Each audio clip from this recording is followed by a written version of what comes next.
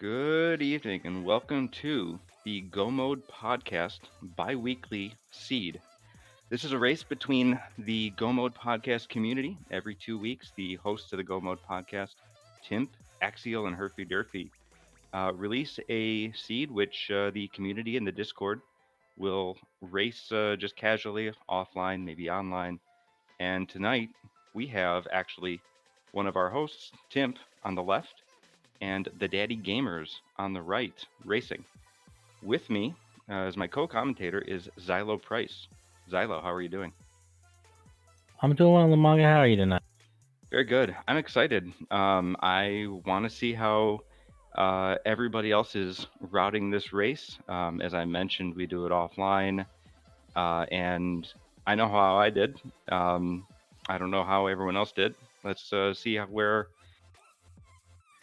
Yeah, it's pretty exciting. It's the second seed that they released, but it's also the first seed of V31.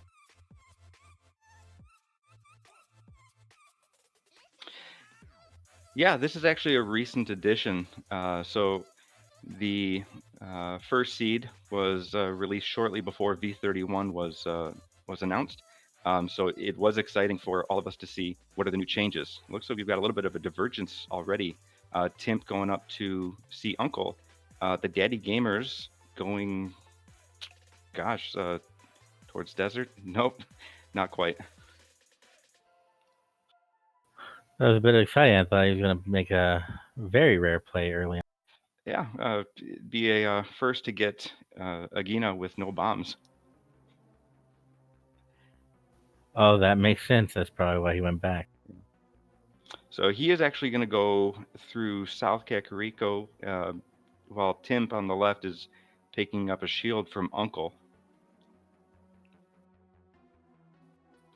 And actually, we've got, looks like, some new sprites for V31.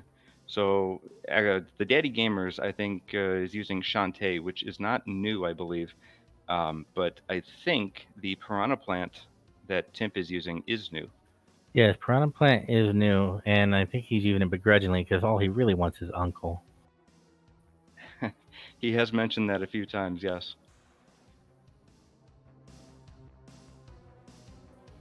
All right. So no luck with the South Kakariko play going to race game. Timp, meanwhile, going through Sank and going up to check out what's on Aghanim's lumberjack. Yeah, it's hard to fault people for doing this, although it's usually not necessary. It is nice to have that knowledge as soon as possible so you know, hey, should I take this into consideration? Something to do as soon as I can. Maybe it'll give me an advantage later, or do I not have to waste my time? Exactly. I've seen plenty of people who skip it, which is also a valid strategy. By the time you have to do it, you're running out of checks to do in the overworld. No dungeons are open, so you kind of know you have to go there some. Yeah, a lot of people just like to wait till they have boots. But the people who go early, it's not just checking that. They also get to check the crab and a tree pool. So it's pretty useful either way.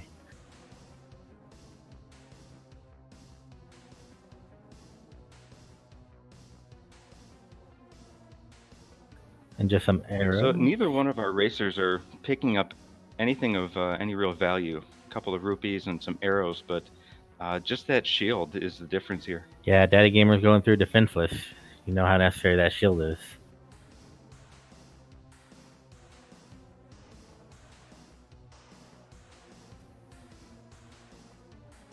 All right, so the major difference so far, because they're not too far behind each other, besides the shield, in fact, is just the two checks up by Uncle and the bombs at the bottom of the grove is an advantage for the Daddy Gamers. And then, of course, he also did the two checks at the bottom of Kakariko. Yeah, Timp going into Blind's hut without a bomb, so he will have to return here unless he finds a bomb soon. Does find a book, so that's nice. Yeah, it's No always a bomb. risk. I mean, there are a lot of checks and there are a lot of bombs in the game, but you never know for sure if you're going to get one. And then you have to decide whether or not you'll go back. And with the Sphere 1 check, there's a good chance there might be something. Well, he hasn't found enough money to even go purchase bombs, but the Daddy Gamers did go to the back of Tavern first and picked up 50, so he's going to go buy some bombs right away. No, actually, looks like he'll go to Bomb Hut and save the money. I like this play. Bomb Hut is not used as much as I think it should be. Now, I agree. I forget about Bomb Mobile Hut all the time, but there are 4 bombs in here that you can pick up under these pots. Meanwhile, Timp getting his bombs from the shop rather than stealing them. Right, and that's a perfectly good plan, but it does mean he's going to be short for the bottle vendor. That is true. You actually do need, if you don't have bombs, you do need some cash coming into Kakariko. There's a good chance you could find 300 rupees in Chicken Hut, but if you don't find much cash, you're going to have to do another dip into Kakariko later for bottle vendor. And it's not like you're not going to be there, but it's always a hassle to go back. And from experience, the bottle vendor itself is real easy to forget.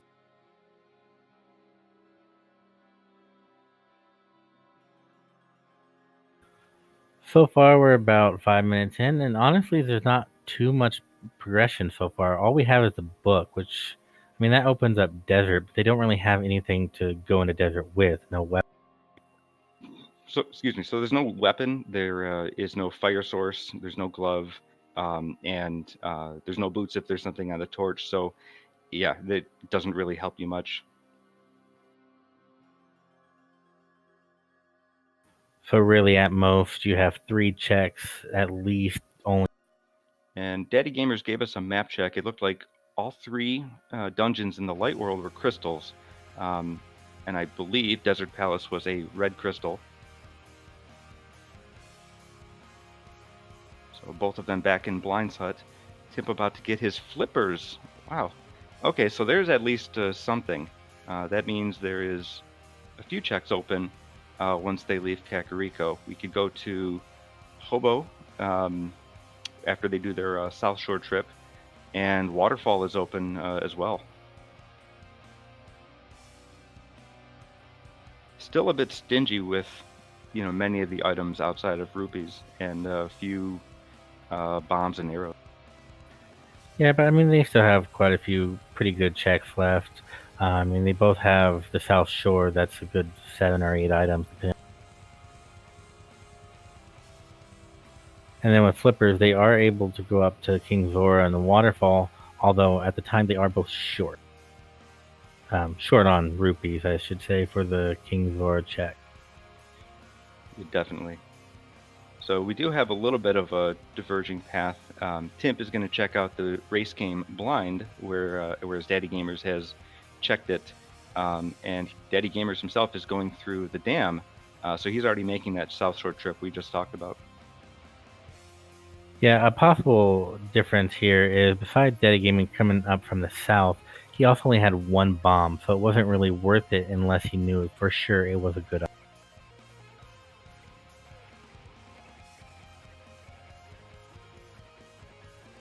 And just a soggy piece of heart.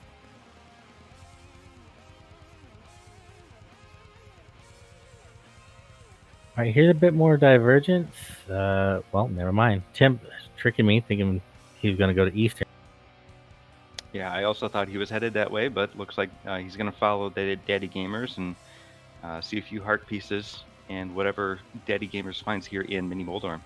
And he's got bomb strats. This is kind of tough to pull off, especially if you are low on bombs. You really don't have the luxury of missing much. Whereas if you had the hook shot or even a sword would be much better. Good news, he does nail it. I'm just curious right now if either of them is going to go for the early Agena Desert play. Even though it's not great, they might be trying to read the seed and go.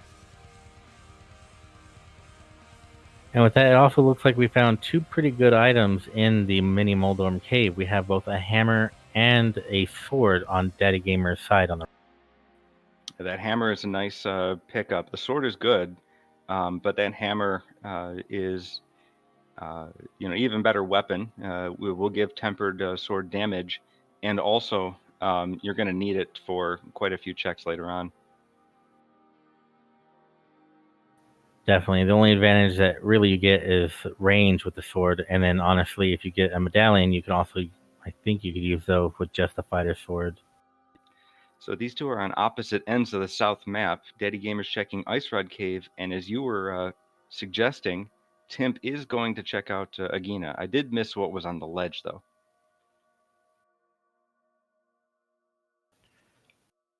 Ah, yes, so did I. My apologies.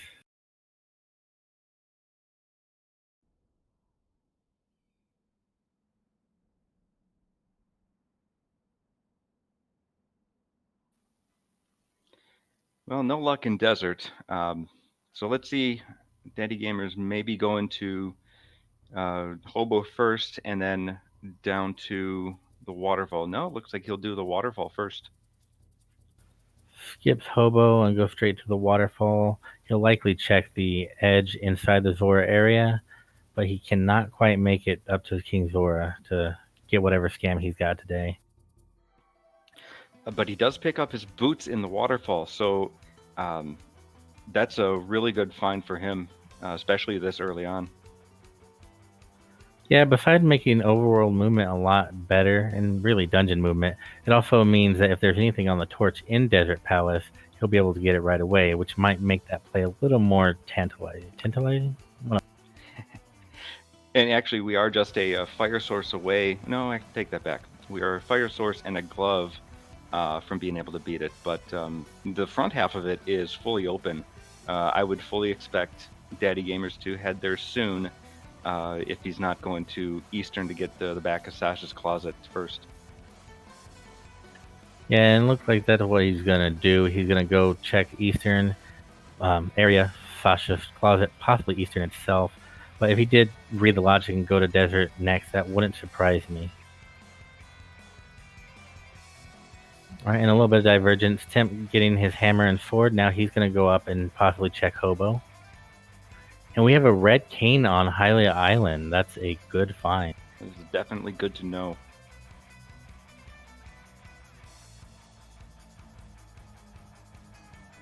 Sarhasra. According to the Oh, go ahead. according to the chat, there was nothing special on the ledge. Okay, and it looks like Sahasrala, two things about him was holding out on us, having the Moon Pearl and the Mushroom. So that's one of our other pieces of the Dark World puzzle. And he also told us that Skull Woods is a green pendant. And meanwhile, on the left, Timp just picked up his fire rod from Hobo, so it's possible Daddy Gamer's gonna regret. That is going to be tough if he forgets about the Hobo. No, it looks like he's going to go for it right now. Immediately making me eat my words. That's definitely a good check. I mean, Hobo is a little out of the way, but honestly, more often than not, So there's a few checks that you'd be okay to skip. Hobo, in my opinion, is not one of them because let's say you skipped Ice Rod Cave. If you find the flute, it's fairly easy to get back there. Hobo is just quite out of the way. Even though it's just a few screen transitions, swimming is fairly slow to get up there. yes, although there is one quick way, which is if you get to the Dark World and have both mirror and flippers, you can hop down from the ledge, and there's one spot of shallow water where you can use the mirror and get there. Ah.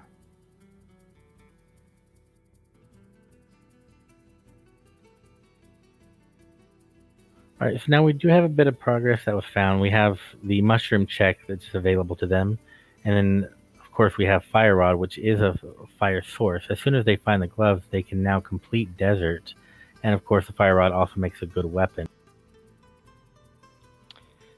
Yeah, it looks like Daddy Gamers is going the back way into the witch's hut to turn in that mushroom. So we will see what he gets out of there as Timp is going to pick up his boots from the wishing waterfall.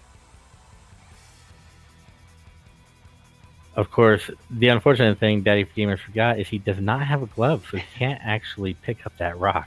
No, no, it looks like he's going to have to go around and go up the ladder on the other side of the shore here. Just do a quick swim around. So at least, Yeah, I don't. yeah, he can still get up there. Yeah, I don't blame him for that. That's something I could definitely see myself doing. It's not a situation that comes up very often, and so despite that being an issue that he forgot, the good news is that it's not that much of a time loss. And it does look like Timp on the left is going to possibly be going to desert after all. Yeah, that seems like the most logical place to go. You can't get to Death Mountain. Eastern, you can't get to the end of it. So some people don't like to gamble that. This, at least the front half of this is open fully. True, although there is one more check, which is escape, and they can pretty much clear out escape, I believe. Which the And Daddy Gamers looks Daddy like he's Gamers. planning to do.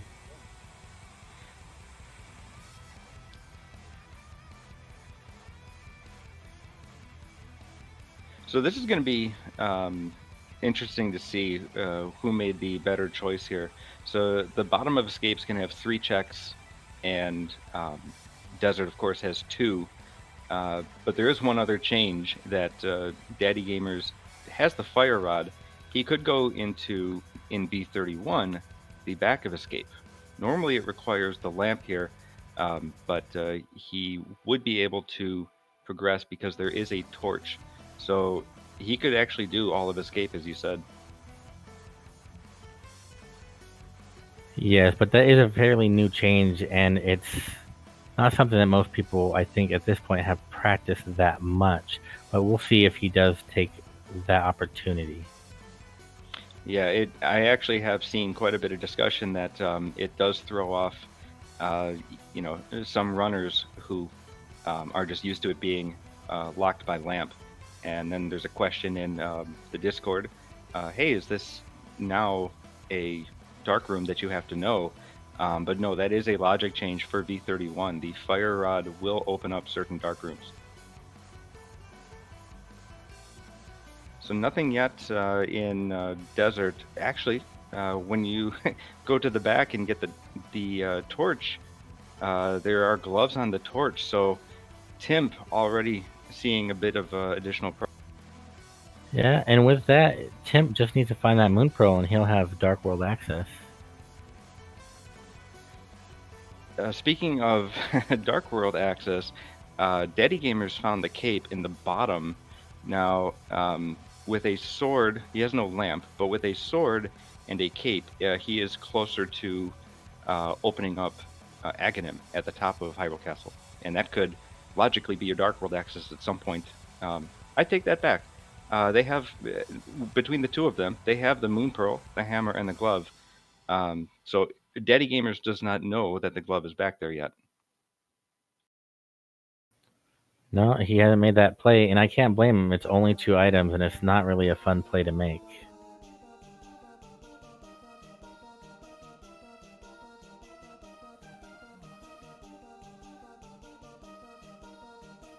Alright, so Timp is heading back to Kakariko, likely going to library? He's going to get the bottle that we saw on the top of library, return that to Sick Kid, and see what he has for us. Yeah, he has only a few more dense checks left, and honestly, that bottle is a nice thing to get Sick Kid off your mind. And then my guess is he'll either sequence break to go up to Death Mountain, or he'll go over to the eastern area where he will find his Moon Pearl. If he had his Moon Pearl, like Daddy Gamers picked up, he would have, Dark World open to him. But yeah, he's going to have to make a choice here on where he goes after. Yeah, honestly, the way it's shaping up, it looks like they might actually get Dark World access at a similar time.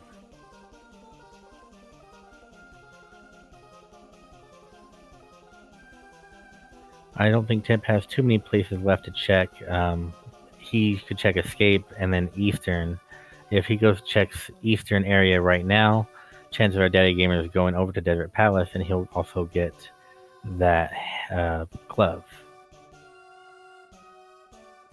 Oh no, it looks like Timp is in fact going to the castle.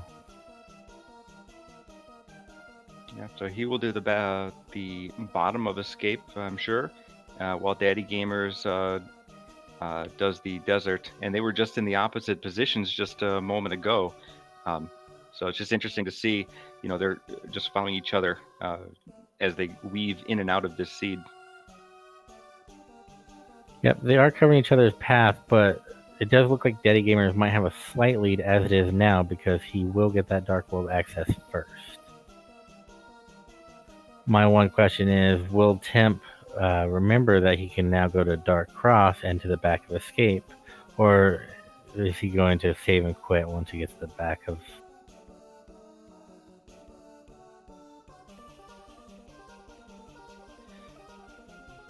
So Xylo, we mentioned, real quick, Xylo, we mentioned that we were in V31, right? There are a couple of other key changes here. One of which is one of the modes we're playing today is we're playing a mode called Fast Ganon, right? So normally you would need 7 crystals to open up Ganon's tower, and then 7 crystals to make Ganon vulnerable, and you have to defeat Aghanim 2 in order to get to Ganon. But in Fast Ganon, the pyramid for the Ganon fight is always open, and you can actually adjust the amount of crystals that are required for Ganon's tower's entrance and making Ganon vulnerable. So we are playing Fast Ganon with 4 crystals opening up GT and 7 crystals to fight Ganon. So they will have to complete all the crystal dungeons, but after that 4th crystal, GT is going to be open for some items if they have not found everything yet. Right, but with the change to Fast Ganon, that does mean that they don't necessarily have to go to GT.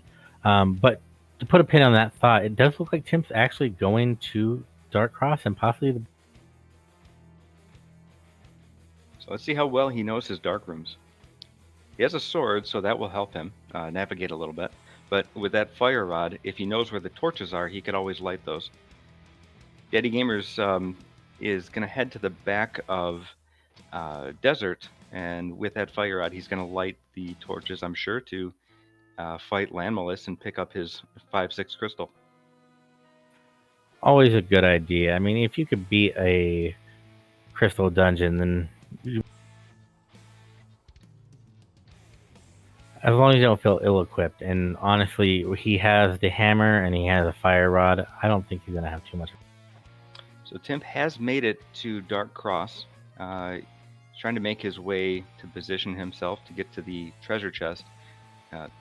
To the right of him, there are 2 torches, so he would be able to light them, but looks like he's just trying to get the treasure.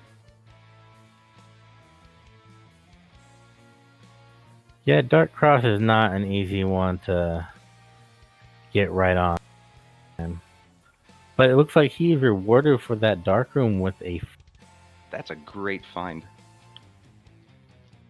That's a big find. I did say that Daddy Gamers might have a slight lead earlier, but I think that flute might give the edge currently to Timp.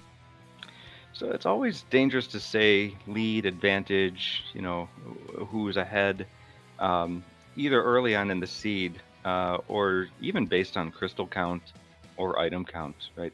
I do think that you could kind of feel out an advantage, but with the way randomizer works, it could be gone in just a few minutes. So they kind of have a different type of lead over each other at this point. Daddy Gamer's picking up his crystal with a very good Lamnalus fight. Yeah, actually surprisingly fast for running out of magic about halfway through the fight. He still took him out pretty...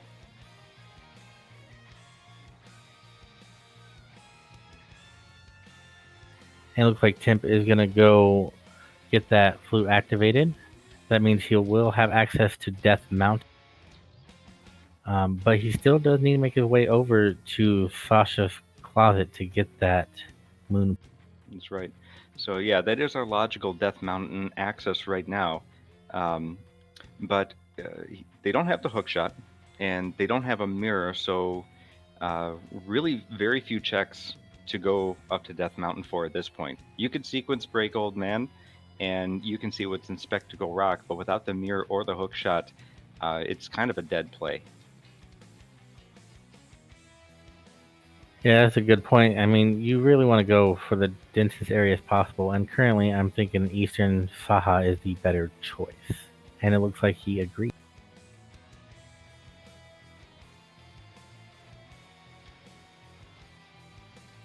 And he looks like he's going to go straight back to Eastern, not stop by Saha's Closet, which is not the worst idea, but it is unfortunately not the best choice right now as far as we know. Oh, nope. Prove me wrong again. Timp, you really messing with my expectations. He's juking you left and right like Barry Sanders. Now, Daddy Gamers found both the key and the map. So if he's counting his items, he found those in the back of Escape. If he's counting his items, he should know that there is an item in Dark Cross, and he'll have to go get that eventually. Yeah, but if he's not completely sure about the new logic, if he's not certain that that's going to be available with just Fire Rod, he might wait until he finds the lamp.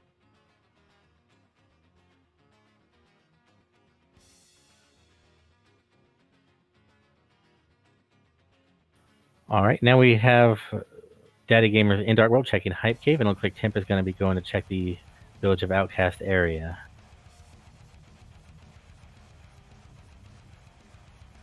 Both of these are equally good plays.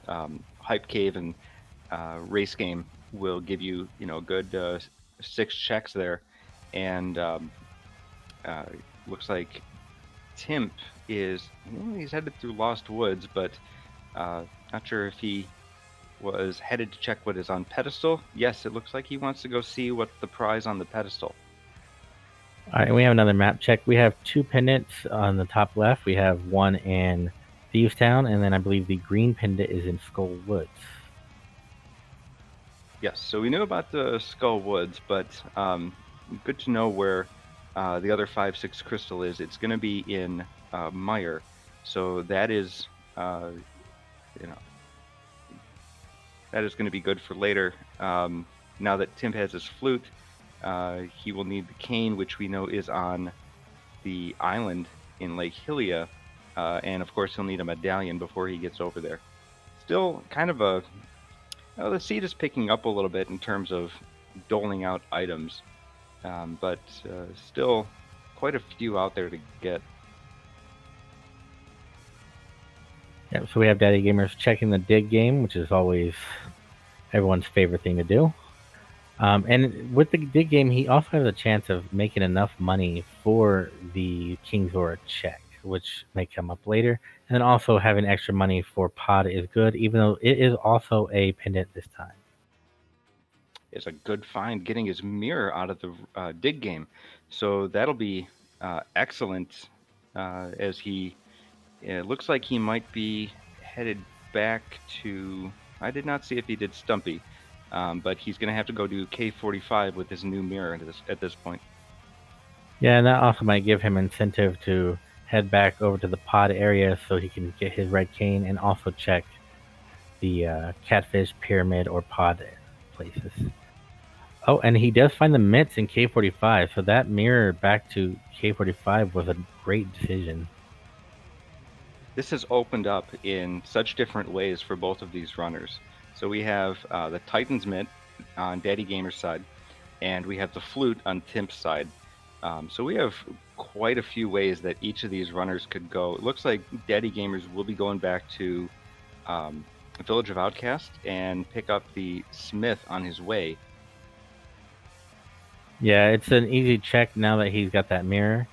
And on Tim's side on the left, he went to the back of Skull Woods, found a Bombos medallion, and then I believe took an intentional death to get back to the entrance. That is a smart play there. But he's not going to do Mothula, just a green pendant. So, and I don't think he found both the items. He does have green mail, a fighter sword, and fewer hearts than I'm sure he would be desiring. So probably not a great idea to fight Mothgill at this point anyway. Nah, it's doable, but definitely not comfortable. Daddy Gamers picked up a bow from the armor or from the blacksmiths, um, and it looks actually a little bit different from the bow that we've seen in V30. Xilo, can you explain why that is? Yeah, with the release of V31, they actually introduced a new version of the bow. Instead of having the empty bow and then the silvers as a separate item, they are now progressive like the gloves or swords. A few changes that come along with that. That means either one you find, instead of finding a silver or a bow, you will find the first bow and then the second bow. It also changes actually later on when you fight Ganon. His hint will be different when you get to the last phase.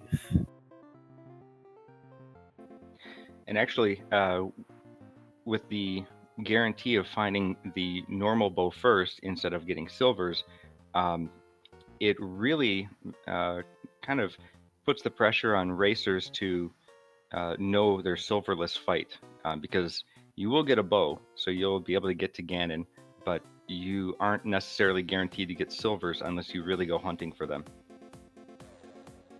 No, I think that's one of the biggest hurdles that racers have to face early on if they want to be competitive is learning that silverless Ganon.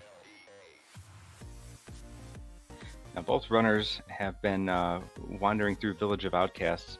Um, Timp is not yet going to Thieves Town, but Daddy Gamers is going into Thieves Town. It is a pendant dungeon, but there are 4 chests right up front, and with that mirror, he could get those 4 chests and opt to mirror out if he doesn't find what he's looking for.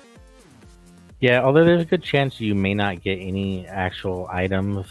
You may just get the big key, map, compass, and a key. It's 4 checks that are relatively close together, so it doesn't really hurt too much to make them early on, and just leave the back for another time. Yeah, I consider the front of Thieves Town practically overworld.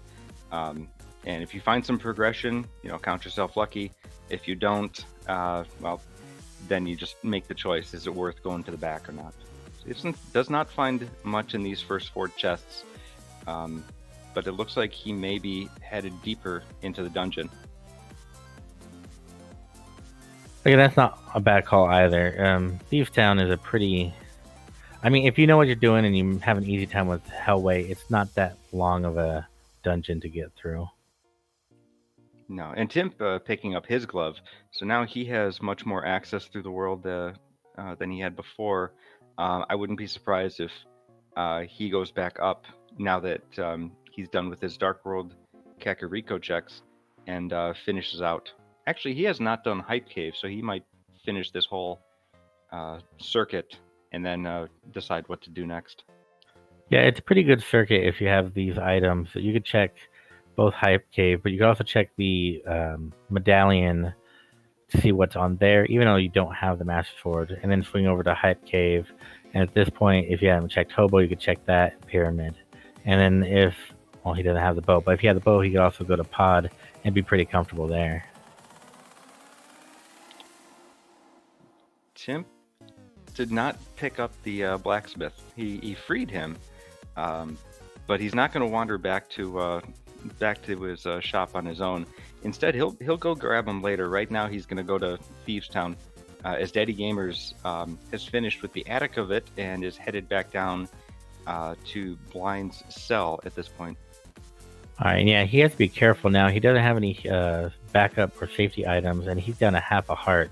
So anything in this dungeon can take him out with just 1 hit.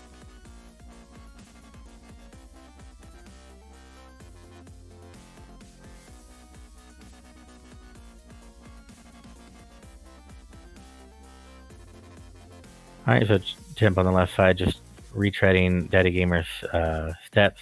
It is interesting that they both ended up here when the routes have actually been pretty different so far. Yeah, it sometimes happens, and seemingly sensically too. You'll weave in and out of the seed, following in each other's footsteps, and then wind up at the same place because it's probably the best play at the time, and there's not a whole lot more places to go. So, like you mentioned, they don't have the bow, so there's not as much of an incentive to do pod. Um, Daddy Gamers does not have the flute, so he's not going up to Death Mountain. And well, with that mirror, they could do Hera next, but uh, looks like Timp has actually mirrored out of Thievestown and is going to go back for that blacksmith. Yeah, it looks like he was going to do the blacksmith, but decided the 4 checks might be a good idea to get out of the way. I just wonder if he's going to leave here and do that south check, or if maybe he's going to mirror over and go to Death Mountain, because he does have full access to Eastern Death Mountain, both light and dark world now.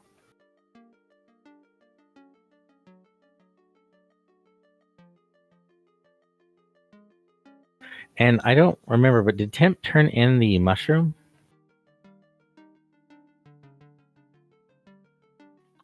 I don't believe he did. Daddy Gamers did, but I don't recall Timp doing it. Okay, I'm just wondering if he's going to hold on to that and possibly do a fake powder, because he's going to get that cane real soon.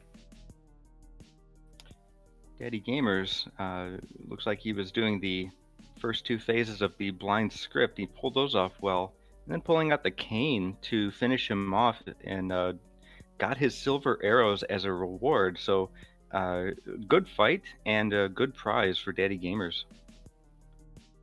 Yeah, even though it was just a pendant, I think that actually might make it worth it. I mean, he got a lot of checks out of the way, but also that silver is going to make a bit of difference in a couple of dungeons and on Ganon. And also, one thing I like seeing is the blue cane strats. I don't think they're used enough, and they are great on blind.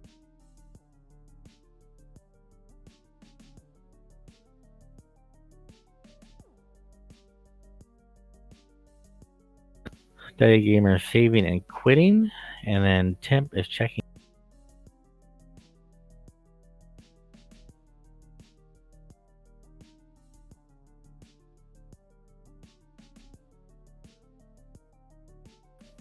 Alright, so choices that Daddy Gamer can do is he can go get his cane, and he can go to Swamp, but that's not really a tempting choice.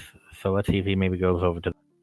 Yeah, given the choice between Pod and Swamp, I think 9 out of 10 gamers here would do Pod. They have the bow. The only thing they don't have is the lamp. So if they don't find it, it's either going to be a dark turtle room, or they'll have to get out and search for the lamp, try it again later. But Daddy Gamers is going to get his red cane off of the island, so that's a good pickup for him. Meanwhile, Timp is checking out the purple chest, and he gets blue Malphurs. At this point, they have a few more hearts, but it's always nice to have that extra defense. And then also from there, he's going to go over and check that medallion that I mentioned earlier.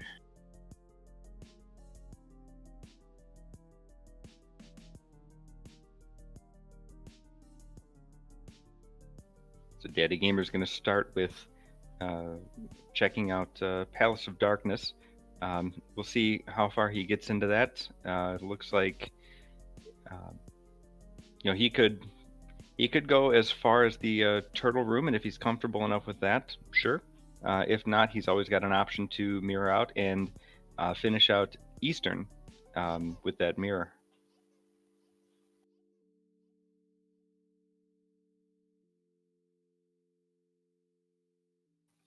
Looks like Timp going back to the Dark World. I bet you he's following in the same direction.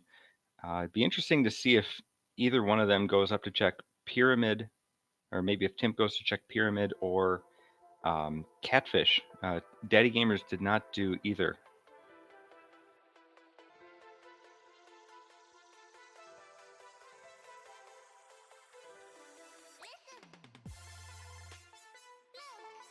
Alright, and now Daddy Gamers is heading into Eastern. Go ahead and check that. He can full clear it as long as he remembers that the Dark World, excuse me, the Fire Rod does give him logical access to the back. He can go in and just light one of those torches and get right through. Yep, so that is the second of the dark rooms that is now in logic with the fire rod, because there are torches, there are braziers rather, or braziers in the back of Eastern Palace.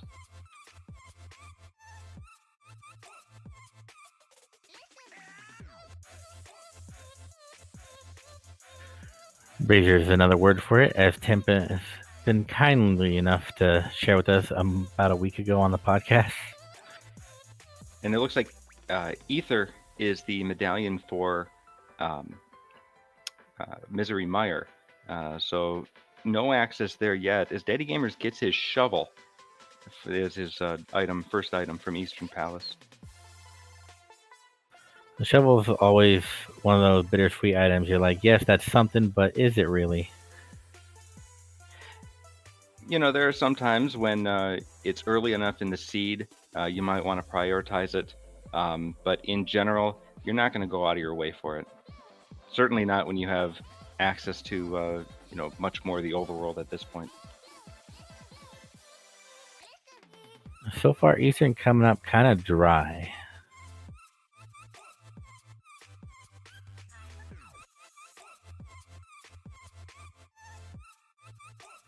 And if I'm not mistaken, that makes all three items in Eastern not really finding anything useful. But he is going to head back and take out Amarith Knights now.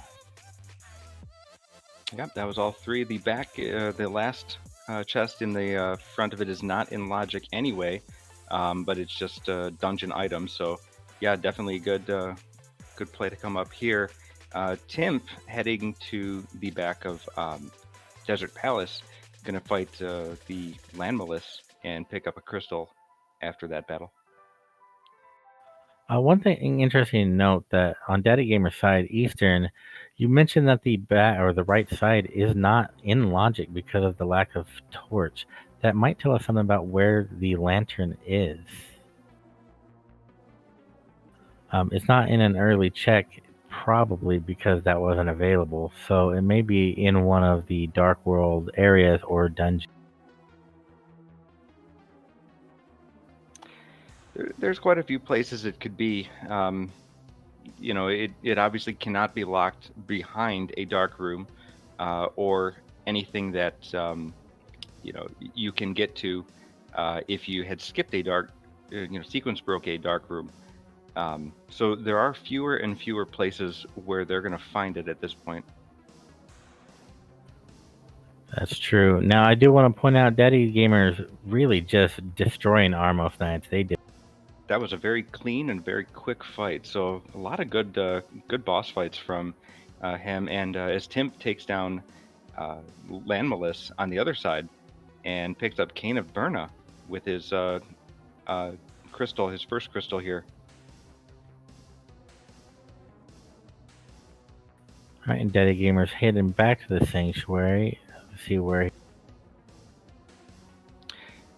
So you mentioned earlier that there is full Death Mountain access. I gotta believe that if he's not going there yet, Timp will go there. Looks like he is going to go there. There's a lot of value up on Death Mountain, and DaddyGamer's actually going to go up there the other way through the Old Man Cave. So we're gonna have kind of a little high five here because they can both fully check it, even though it's not in logic for DaddyGamers. He didn't really see any point in putting it off, and honestly, the Old Man Cave is one of the easier dark rooms to do. Yeah, if you can follow the wall and just avoid one or two of the holes in the floor, you'll do fine. So both of them, right at the same spot here, both of them with the mirror and the hammer. I'm sure they're going to head up to Hera and check that first. And DaddyGamer getting dead rocked, which is always a great feeling. Although on Tim's side, it looks like the squirrel just wanted to hang out with the old man, so at least they're kind of cute sometimes. If there's one thing I hate in this game, it's dead rocks. Oh, you don't hate nearly enough then. I'm pretty easygoing, but you get a poorly placed dead rock, and it just puts me in a bad mood. Definitely understandable. One thing I want to point out on Timp's side on the left is he did not check that hint. Now we did see one of them, I think Daddy Gamers, check a hint early on, but they are not enabled in this seed. Yeah, actually, V31 has not disabled hints, but they have not made it a default feature. So when you generate a seed in V31, if you want hints, you have to actually turn them on. Which I'm sure is going to be a point of debate between people, but that's a debate to have another time. On Tim's side, he's going into Hera, and it seems likely that Daddy Gamers will follow in his footsteps if doesn't go over to the Eastern Death Mountain.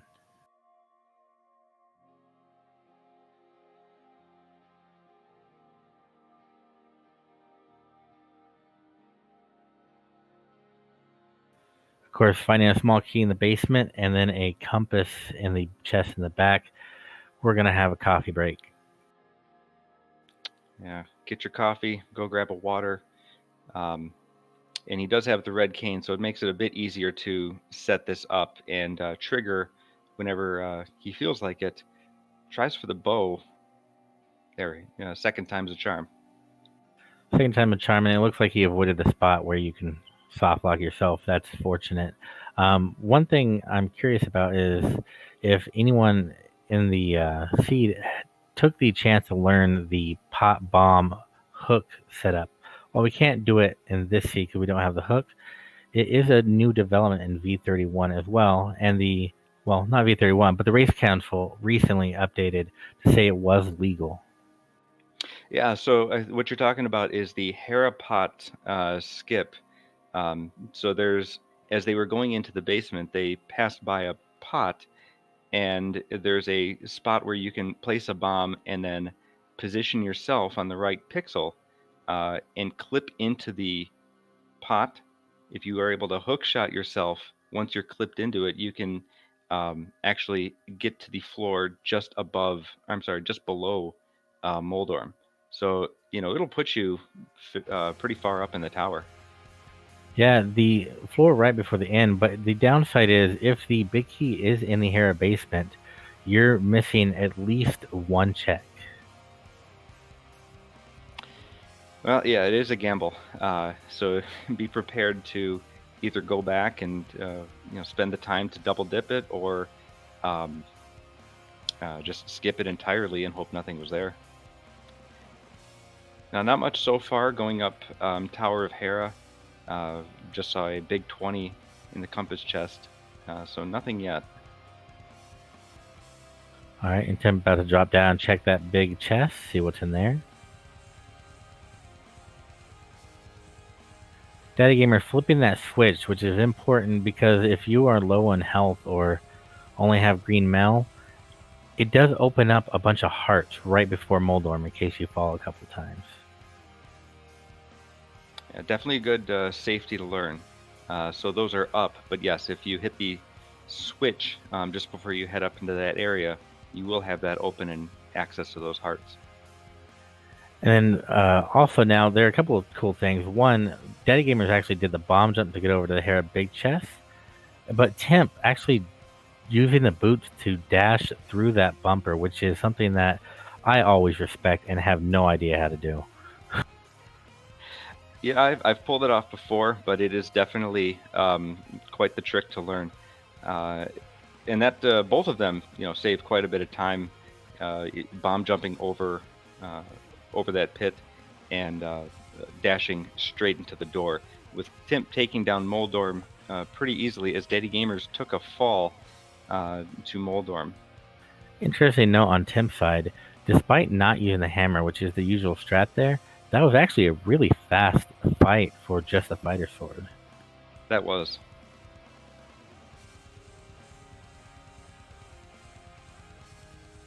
And speaking of the hammer strats, Daddy Gamers does use the hammer here.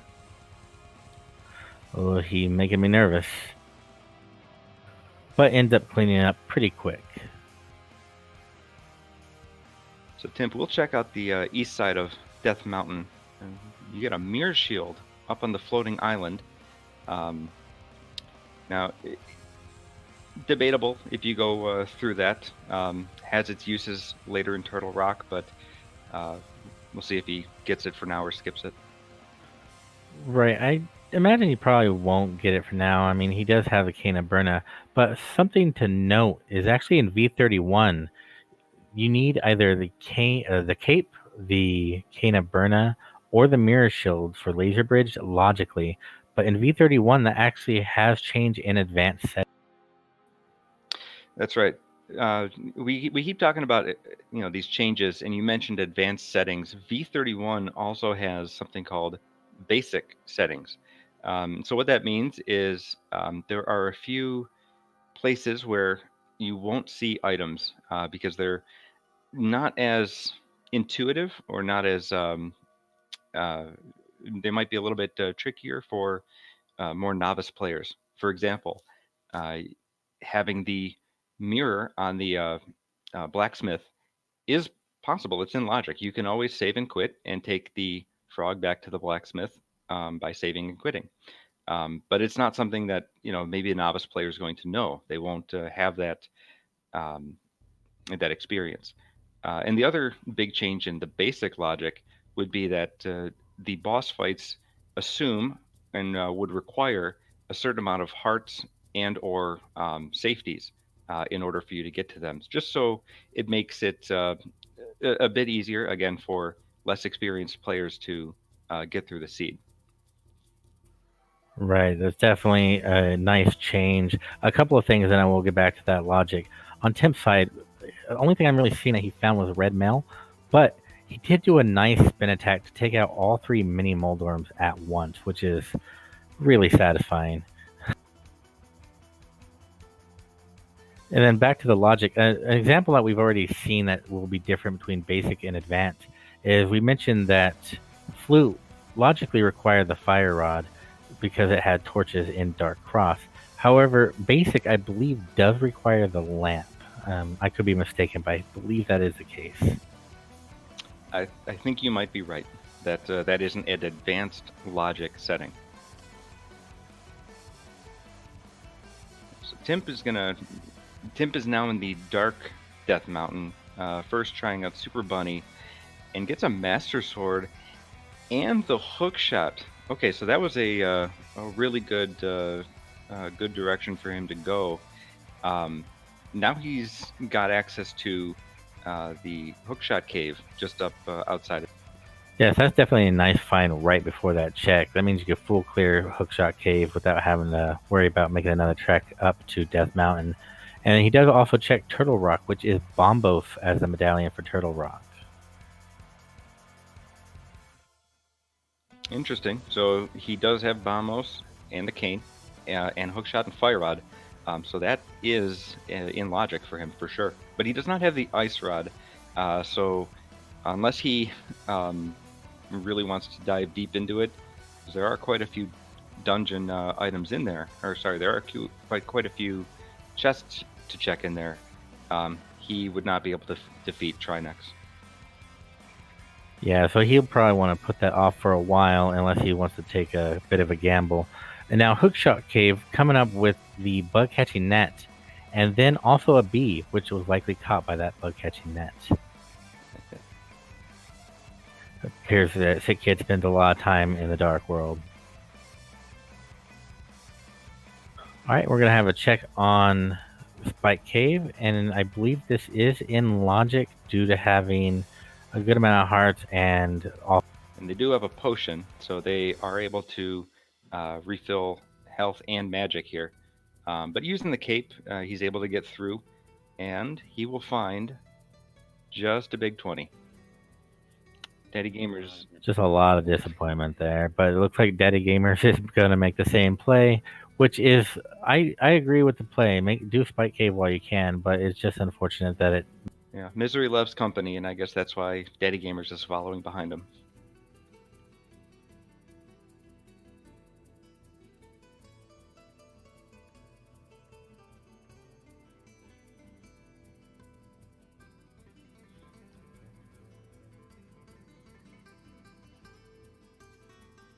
All right, it looks like Timp is finally making his way to checking that mushroom.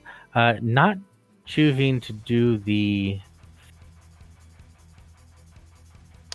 Yeah, he could have saved the mushroom and kept that with the Canis Samaria to pull off the fake powder glitch, but decides to turn it in and keep the seed going. Looks like he is now gonna head into Palace of Darkness and see what he can find in there. Daddy Gamers, on the other hand, headed back into the Dark World. Um, with this portal, I wonder if he's headed into Swamp. Yeah, I'd say that's a pretty good play. I mean, he has the Master Sword and Flipper's hook and hammer, and you never really want to put Swamp off for that long. So this is a pretty good decision.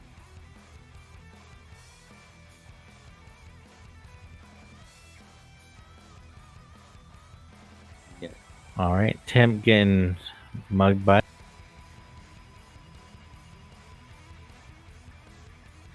10 rupees up at the front, and then 100 to open it up in the back.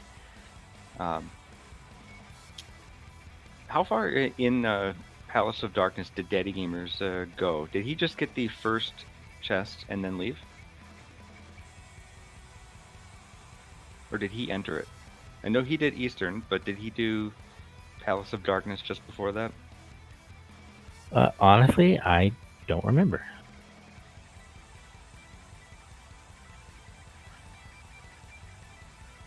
Gets a big key. So Palace of Darkness is bow locked. So he's going to have to go through the right side. All right, Daddy Gamers, meanwhile, come up on the first check of Swamp Palace.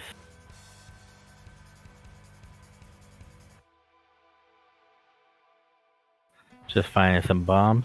One key thing to note right now is Daddy Gamers has found both bows, and Timp still hasn't. That may come into play later on, or even in this dungeon. That's right. Daddy Gamers went to finish off blind, and Timp only did the front half of it. Certainly makes things like Helmasaur and a few other bosses much easier. But we'll have to see just how well they do with just a regular arrow. I mean, both of these racers are efficient enough to be able to take them down with just a normal arrow, but it is a bit of a time sink with only having the Master Sword and normal arrows.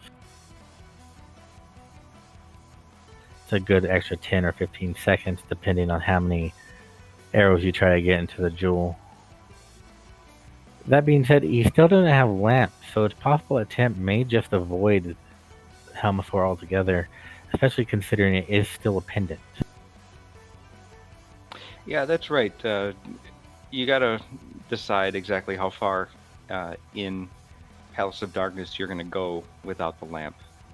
If you're comfortable with the basement dark room, if you're comfortable with the maze dark room, and then if you're comfortable with the turtle dark room, right, more power to you. So there's a lot of places where runners may end up deciding it's not worth it.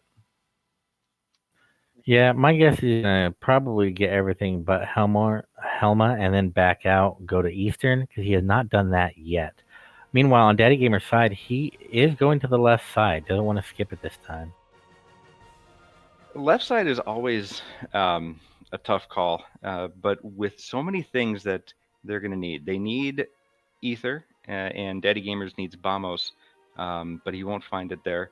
And they need the Ice Rod and the Lamp for sure, unless they're comfortable with all of their dark rooms.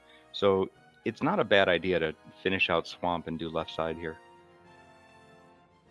When you have this many items to go before go mode, you're probably feeling pretty stressed about extra checks. All right, Timp about to go across the bridge in Palace of Darkness.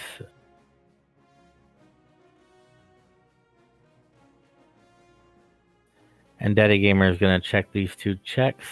Let's see, hopefully we'll get something useful. Now, Timp is going into the basement, into a dark room. This is the third of the 3 dark rooms that is in Logic. As you see, he lights the torch, so he can see where he's going, where the chests are. Gets the powder, but those are the 3 changed dark rooms. Yep, there's not too many that are affected about that. Meanwhile, on DaddyGamer's side, it's not progression, but a nice pickup of getting half magic, which is a nice quality of life to have. Definitely helpful. Definitely helpful. Especially if he doesn't end up finding the lamp, he may have to fight Ganon with with just the fire rod. If he didn't have half magic, that may be difficult. Timp is going through Dark Maze. This dark room is a sequence break, but he's trying to get those last few chests in Palace of Darkness here. Yeah, one thing about V31, despite this specifically being a sequence break, I do feel like it's actually making dark rooms more lucrative for most people.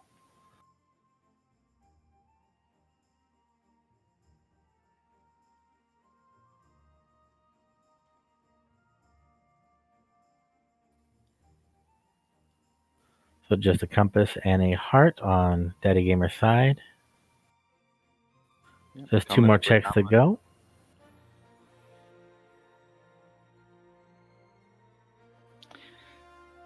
And finding a big key in the waterfall chest. Yeah, at that point, you do probably just press on, and then come back later. I don't know if it's actually faster, but go grab your crystal. I'm not sure if we discussed it in the Discord or if it was discussed specifically on the podcast, but if you actually just press through to the boss and beat him and then go back in to get the big chest, if you have the mirror, then it doesn't actually take any more time.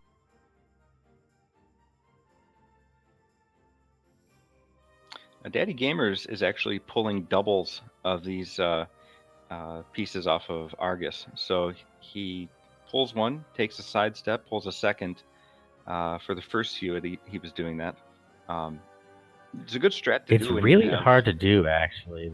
It is. It is a good strat if you don't have the tempered sword and you don't want to, use the hammer strats. Doing doubles is probably the next best thing.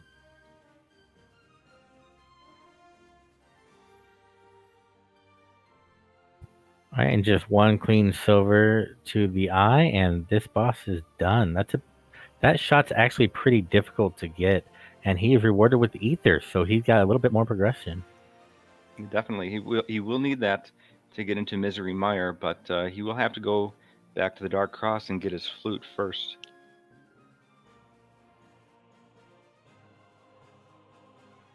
The question is, will he go back before finding the lamp? And he is choosing to leave the big chest behind in Swamp Palace. Can't say I blame him. It is really inconvenient to have to go back. Yeah, instead he's going to make a play for ice, it looks like. Probably the next logical thing. He's not going to... does not look like he's going to finish out Pod, although there wasn't a whole lot there. There was just powder. So ice is probably the next best thing to go to. Yeah, Ice is one of those dungeons where you really don't want to do it early, but it almost always pays off to do it when you can. He was about to check that hint tile. I still do that too, and I think plenty of people are still getting used to hints being disabled in V31. Yeah, you'll see a lot of racers start heading over there and just kind of do a loop-de-loop to get out of there.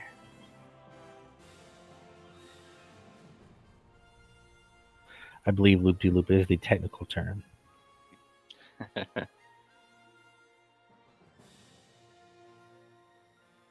right. So finds a blue potion in the first chest. Timp about to go take on Armos with his regular arrows. Again, like you said, these racers will both do just fine. Although it will take 3 shots instead of the one that the silver arrows will Yes, do. definitely. Silver is significantly easier, if not slightly less impressive than just the regular arrow. I really like seeing a clean regular arrow fight, and that's what Tim's given us. Pretty good. Still no trouble there.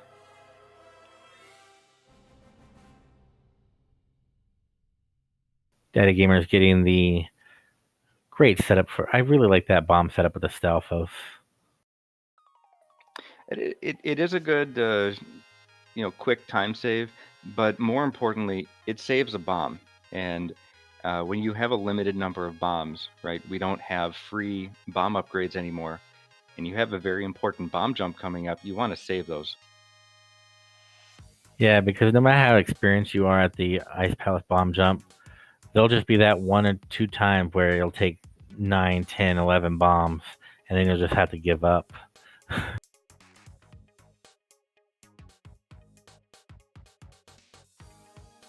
I got overly confident one time and then was really reminded, hey, you're not as good as you think you are. But he does get it on his third try, so good work on Daddy Gamer's end. Timp is going to get into Swamp. So again, these two runners are kind of weaving in and out. Now Timp is following in Daddy Gamer's footsteps here, heading into Swamp. Yeah, one thing to note is at this point, if they both beat these dungeons, I believe they both have access to GT, so they may take. That's right. It would be open at 4 crystals, and so either one getting their next crystal will open it.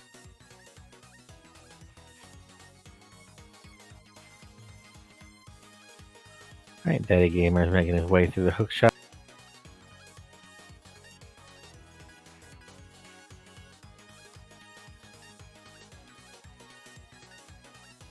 Now, one nice thing to note, since they did actually, or at least Daddy Gamer's sequence broke into Death Mountain, he got that Master Sword, which is going to be far easier to work with than a Fighter Sword against Cold Stare. Also, with the half magic, this may actually not be too tough of a fight for him.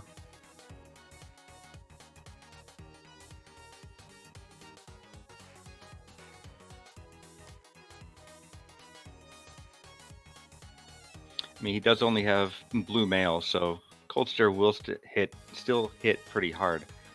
He did not get the red mail that Timp has on his side, but Hammer will do higher damage than his Master Sword. So it just is how comfortable he is getting close enough to Cold Stare to hit him with a hammer. Yeah, it's one of those decisions like using sword versus hammer with Moldorm. You kind of have to decide how much that range versus that damage means to you.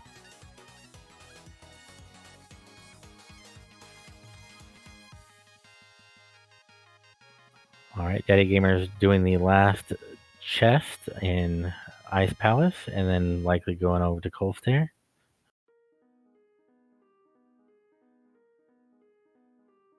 And Timp also checking the left side right away. Yep. Yeah, as we mentioned earlier, with this many checks in play, you're going to want to do it. You don't want to abandon anything just yet. Although there wasn't much over here, there was half magic, but he doesn't know that. To him, it could be anything. Very true. And then on Daddy Gamer's side, we see he making sure he does not forget Ice Tea Room, which is a bane of a lot of players' existence. Yeah, you could get overzealous once you push that block down and go right to Cold Stare, and then forget about the Ice Tea Room. And of all the dungeons, maybe TR aside, Ice is really a slog to get through if you have to go back into it, especially that deep into it. So he does remember it, so that's good. Yeah, I mean, there is the slight convenience of not having to do the Ice Palace bomb jump once you've already been through it, but it's still not fun. One thing I want to point out is actually the room right before iced tea is probably one of the first things that players really have to get comfortable with in Ice Palace besides the bomb jump. It's not easy to get around that floor with no walls and the firebar going. Yeah, you could swing your sword and try and play with the momentum.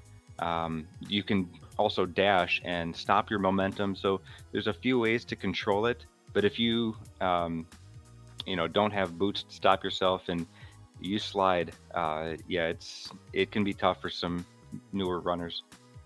So Daddy Gamers now drops down into Cold Stare, um, makes quick work of the Ice Shield, uh, and is using Fire Rod strats to take out two of Cold Stare's bubbles here.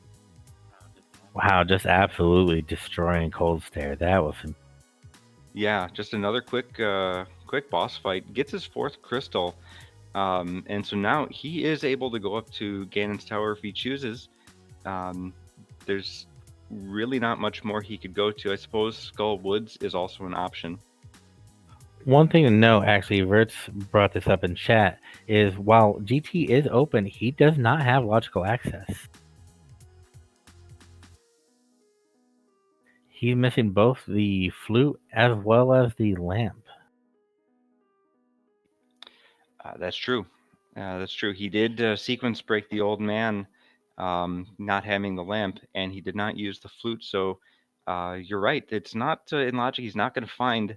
Um, well, he certainly won't find the flute up there, but everything else that he would find in there is also out of logic and could lead him farther and farther away from the flute and the lamp. Yeah, some other things to note is anything that uses hookshot is technically out of logic for him. So he's not going to find certain things behind that. And then also, powder is not going to be in logic, although actually he does not have powder, so never mind. But he did dig up the Quake coin, so not useful for a dungeon, at least not in this seed. Um, but still an okay find. I mean, you could I always. suppose he could use it to clear out. He could use it to clear out a room with a lot of enemies, but you don't normally see that too much, right? You don't see a lot of coin use outside of opening the dungeons. Sometimes on Gauntlet and then in Ice Palace, but he could always use it, I believe, to punish a massive amount of dead rocks, which would be pretty satisfying.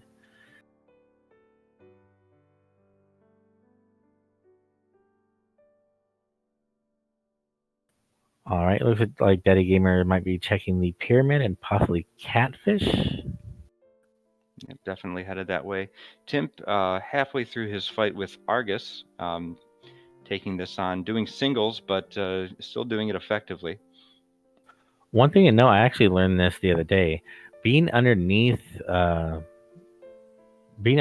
and pulling the puff down is actually not a great idea because you get hit pretty much every time if you don't kill him with the one hit.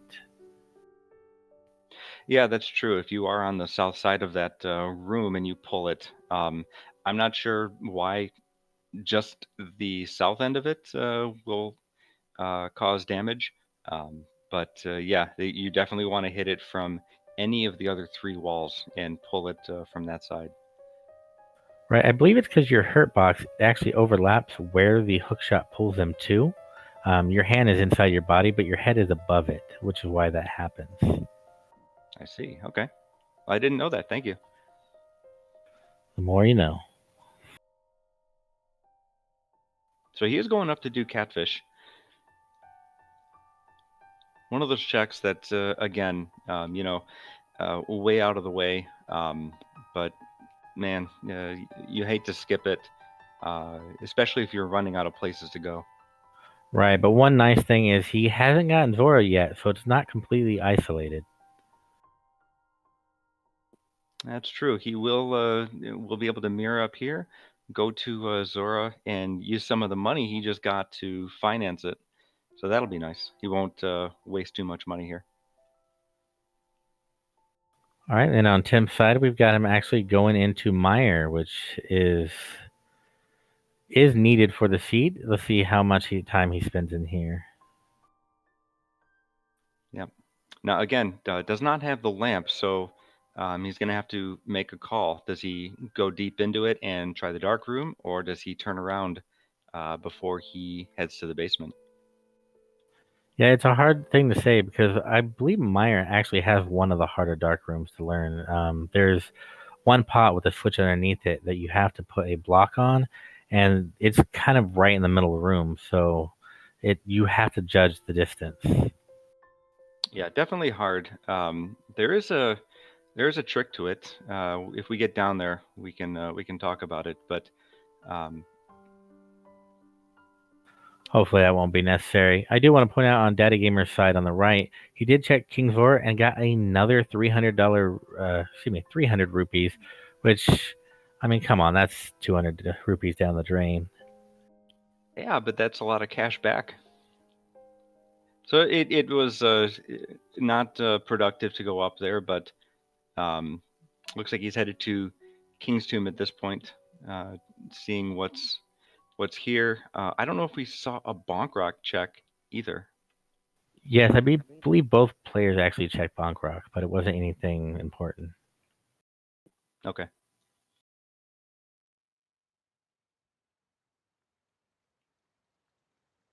All right, so let's see what this chest is. Just a key. Timp choosing not to use any of his protection items to get across those spikes, which is pretty common, but man, you just hate to lose all that health. Yeah, you get step on the spikes and you get a whole heart of damage. So um, coming in here on low health, you definitely want a safety or some potion. Coming in here on high health, right? You can tank it just like Timp did, but you are put at a bit of a disadvantage unless you can recover later. Right, and your mail doesn't matter. It's going to do one heart damage regardless. And if you do it optimally, I believe you can take minimum 3 hearts damage.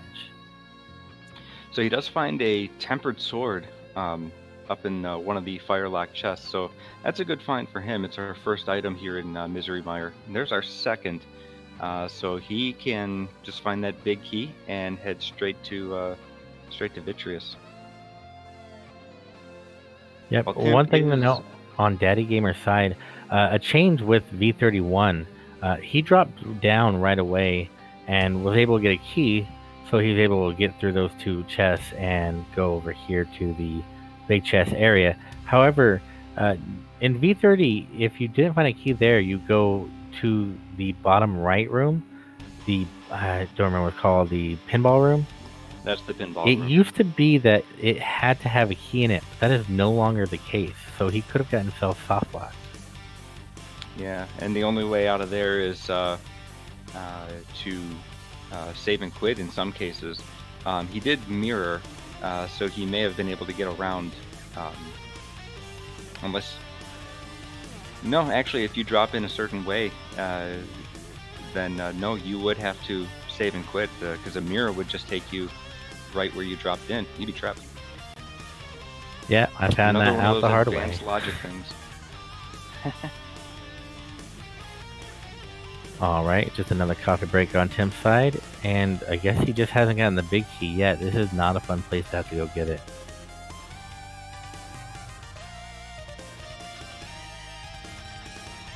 But there it is. So he can ignore the big chest because he's already gotten 2 and just head straight to the basement. Looks like that's where he's gonna go.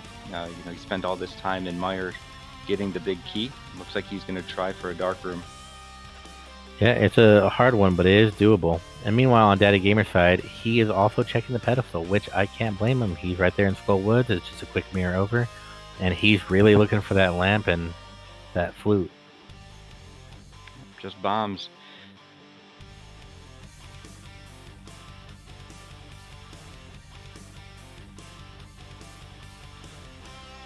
But he is gonna go back in. At least gonna get this chest in the basement, or sorry, in the lower level here in the back. At this point, it might be worth it to go to Mothula. It has a green pendant, so there's another item that can come from this dungeon as well. And no, on Tim's side, he is doing that room I was talking about earlier with the red block landing on the switch. I believe the trick you were talking about earlier is after you pick up the pot, is going to the bottom left-hand corner, putting the block and picking it up, and then stepping over right 3 times and throwing it up. I believe that's what he did. That is precisely what he did. So he pulled off that first part of the dark room, which is the hardest part of the dark room, in my opinion. And now he's getting to the shooter, and gonna flip this switch. Alright, and after this, there's just one more room to go, which is honestly one of the easier dark rooms. You just throw a bomb up in the middle, and then go flip a switch, which you can see. Yeah, you do have to watch out for those small little black enemies that can sometimes come from the opening of that doorway. But yep, goes through the dark room just very easy. DaddyGamers is about to take on Mothula. Now is definitely a better time than earlier when he could have done it. He has a lot more health. He has better equipment. He's ready.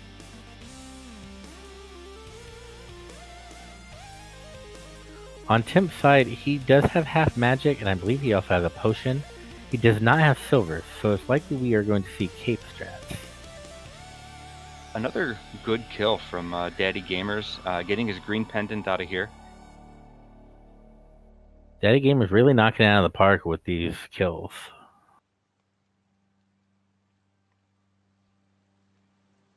Alright, and Timp using cape slash strat, which is a little bit slower than the dashing through with the cape strats, but it is safe and doesn't use much magic.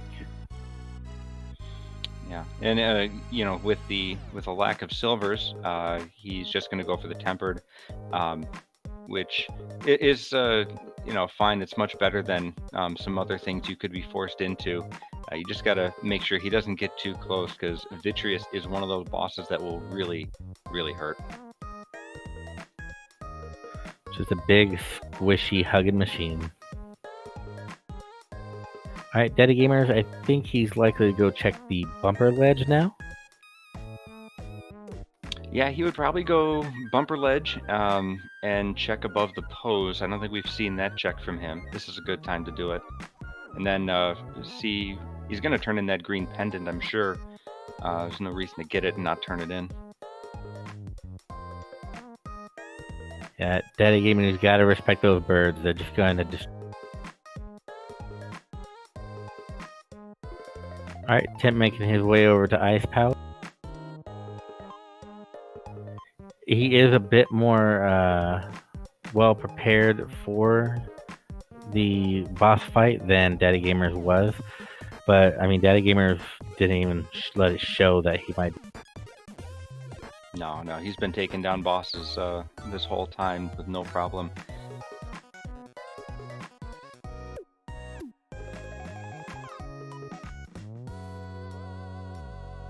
And cane strats in this room, I don't know I've seen.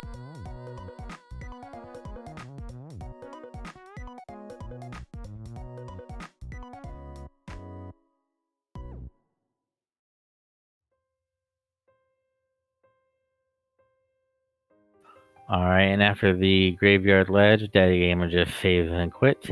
He's got to be feeling a little stressed now. He's got very few checks in logic that he can do, and he still hasn't found the flute or the ice rod. So he's definitely got a few things he's going to have to find if to beat the seed. But right now, looks like he's going to go into Palace of Darkness, finish out this area of the game. Yeah, he'll probably swing by and mirror at Saha's to get that quick check, and then just go take out what he hasn't finished.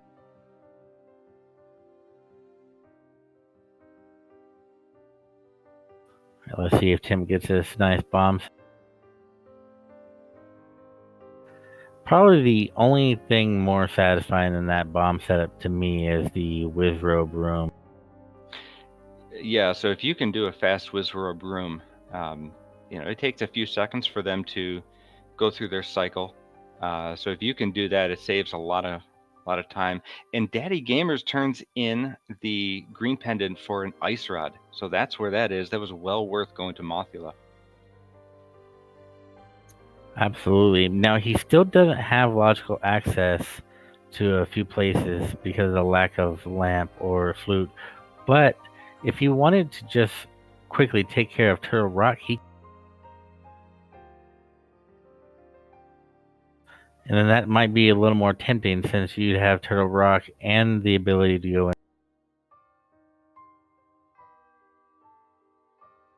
As mentioned earlier, though, he's still not in logic, so he may not want to attempt that since everything that he needs. Since we have a second here, these racers are going through each other's footsteps. We've seen most of Pod here, and we've seen Ice Palace.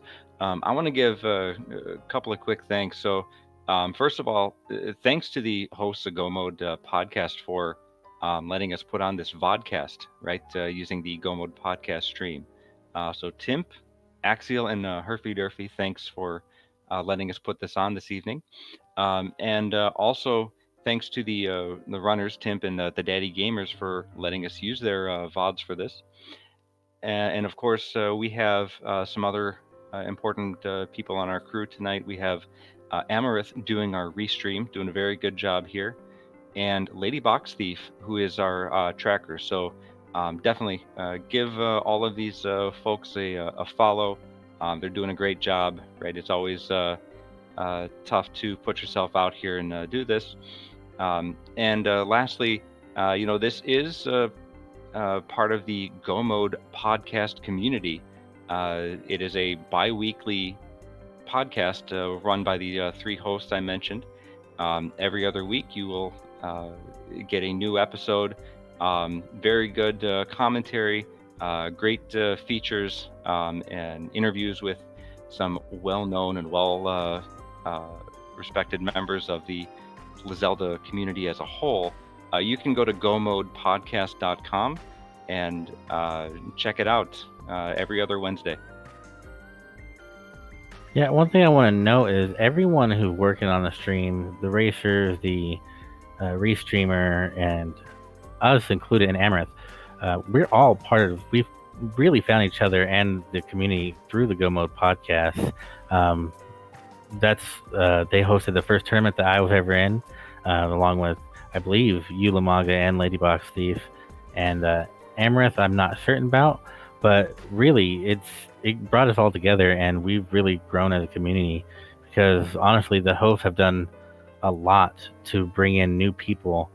Their podcast is very newbie friendly and really makes you feel like you're accepted no matter your skill level, and that's really nice, a nice way in.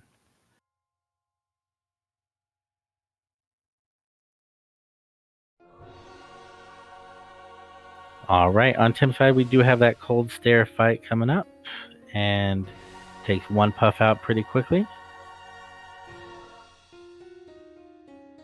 2 and 3, not too bad. Yeah, good cold stare fight. Not as aggressive, but still really clean.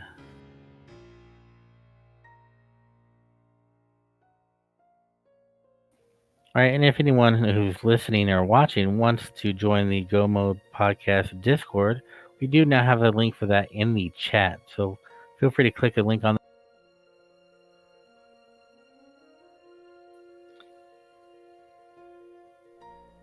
So at this point, so we know that Daddy Gamers is going to try and focus on the rest of Pod here. Timp has already gone through Pod. He has not done the back of Thieves Town. He could pick up silvers there, but it's a pendant. At this point, I'm sure he's focused on getting everything he needs for that last crystal TR. So he's gonna have to go to Skull Woods. Wondering how quickly he's gonna prioritize that one. Yeah, honestly, he doesn't have much left. For logical go mode, he does need the ice rod and the lamp. However, he really only needs the ice rod. Yeah, the Turtle Rock Dark Room is the one on rails. So if you know the pattern, it's fairly easy to get to, but you do have to know the pattern. Yes, but we should note for people who aren't too familiar with the dark rooms, you are allowed generally in tournament play to have a picture of the dark room up so you can follow the rails while you go along. Definitely have that on one of my monitors every time I race. Yeah, you think you get comfortable. You're like, I know this dark room, but it's real easy to just get a little lost and it just ruins everything.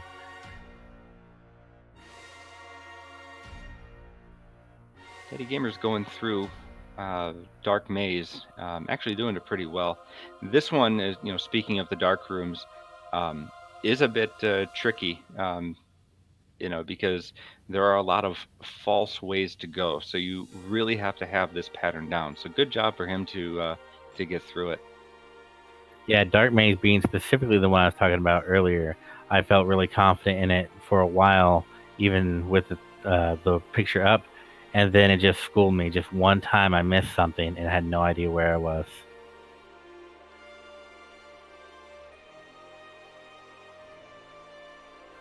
All right, Daddy Gamers look like he's thinking about where he should go now. He's quickly coming out, actually running out of checks.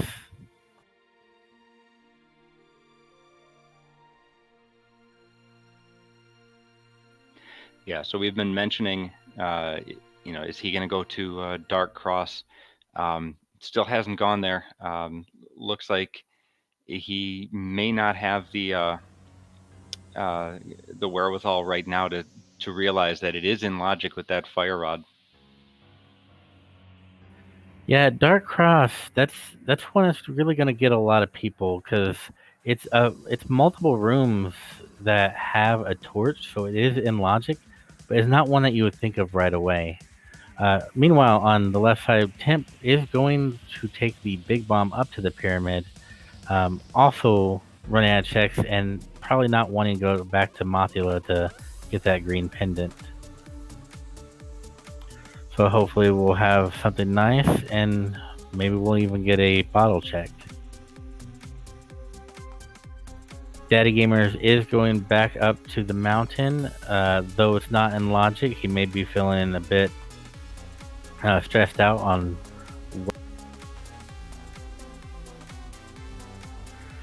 Certainly wouldn't hurt to go check on Turtle Rock since he can full complete it. As I mentioned earlier, if you can beat a crystal dungeon, you might as well beat the crystal dungeon. There's no negatives to it except you may not be able to do it in go mode. And I mean, that does waste a little bit of time, but you have a lot of checks in a dungeon, especially like a dungeon that is Turtle Rock. There are quite a few checks.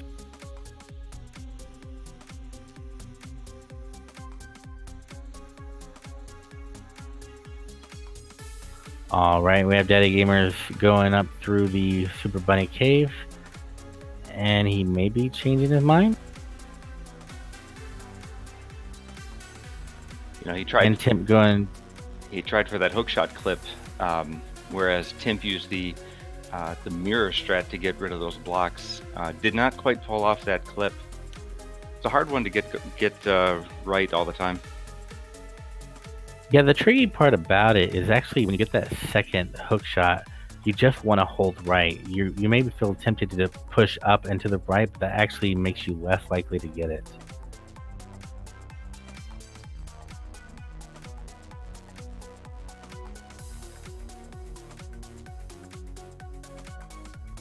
Alright, and we do have Temp checking King Zora, also going to waste his money.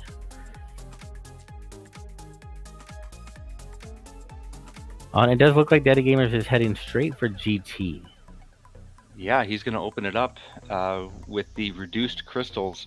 Going to be looking for, well, the lamp, the flute, and try and get some additional progression here. Unfortunately, we do know where the flute is, so we won't find that there. No, but he may be looking for a hint. If he finds either the flute or the lamp in here, he'll know he'll have a good idea of where the other might be.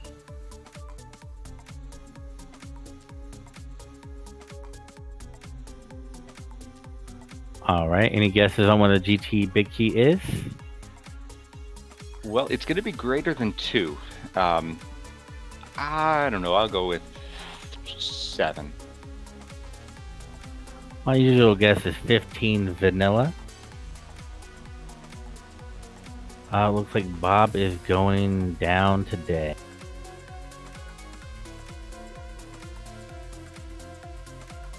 Meanwhile, on Timp's screen, he is also feeling a little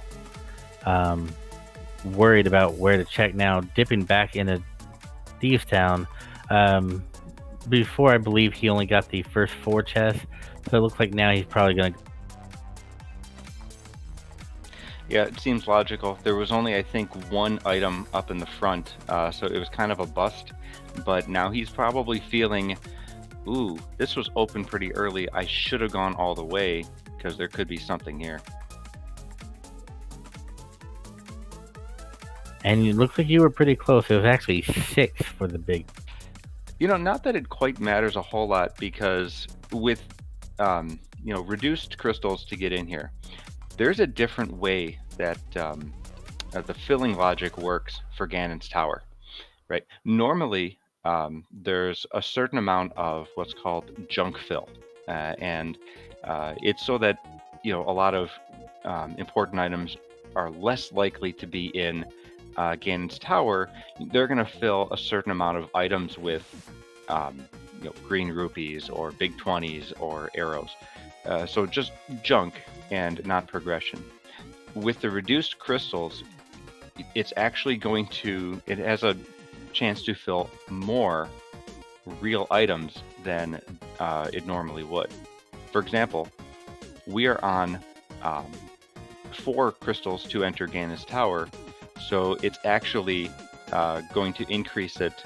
I don't know exactly how, percentage-wise, but instead of, 7/7 being 100% junk fill, it will be 4/7 junk fill. And if there were 0 crystals required, none of it is actually junk fill. You have a much higher chance of getting progression in GT in those cases.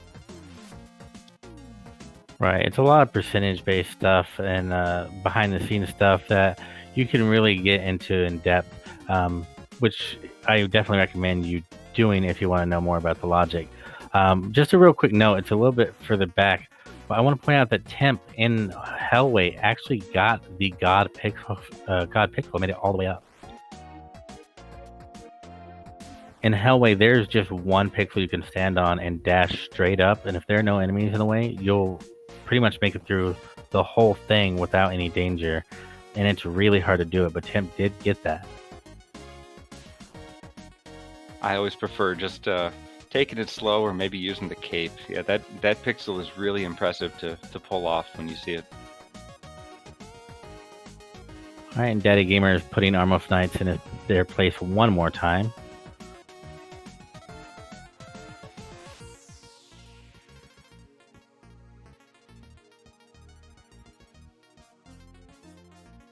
Nothing behind him. Nothing on the left side of GT. Although, one thing to note, he can check the big chest, which may be an item now. Yeah, you don't see big chests very often because, well, once you have the big key, you normally go straight up. But that is now a valid play. Timp making very quick work of blind. Looked like he pulled off the script almost perfectly, if not perfectly, and got his silver arrows as a result. Yeah, he was slightly off, but you could barely tell. He got hit a couple times, which is the main way you can, but it was very clean.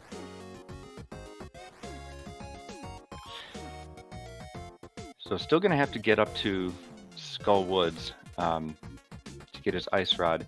But, with what we just talked about, the differences in how GT is filled, Ganon's Tower is, a bit more enticing.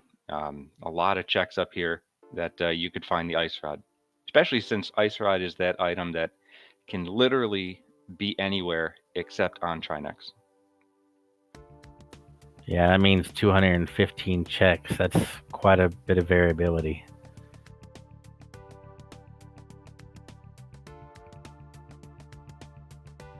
Oh, and there is our fourth sword in right side GT.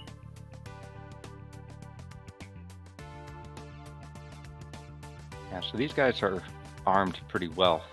It's just now a hunt for who can find, their last remaining item. Of course, TDG is going to look for his flute, and Timp is looking for his ice rod. So whoever gets there first has a huge advantage. Yeah, one thing to note, DaddyGamer is going to do the gauntlet, which is quite a big risk. It's about a 5 to 6 minute time sink, and if you get something, it's great. You may be way ahead, but if you don't, it is a bit of a time sink that you're losing a lot out on. Especially since there's only 4 chests up here. You've got 2 in the mini Helma room. You have 1 pre-Moldorm and you have 1 post-Moldorm. So you've got to be committed to doing this. And like you said, it is a big gamble. And if it pays off, you're gold. If it does not, you've got to feel really behind if you think your opponent did not do that. Right, and as I mentioned earlier, we know that Flute is in Dark Cross, but if he found the lamp here, that could tell him quite a bit. Actually, Dark Cross may be one of his first stops after if he does find the lamp.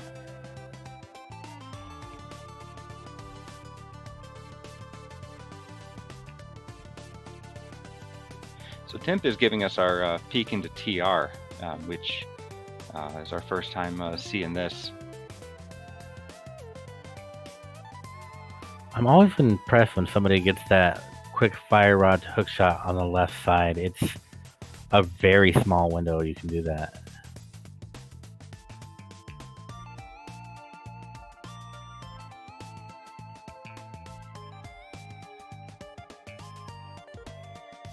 Alright, Daddy Gamer getting toward the end of the gauntlet is going to fight Moldorm, or excuse me,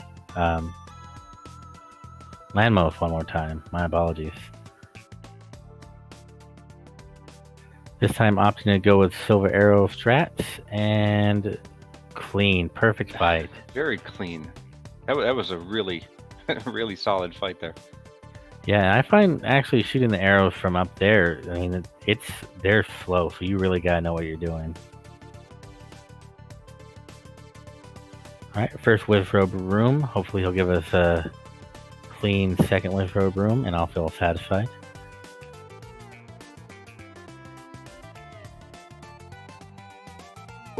Timing was just slightly off.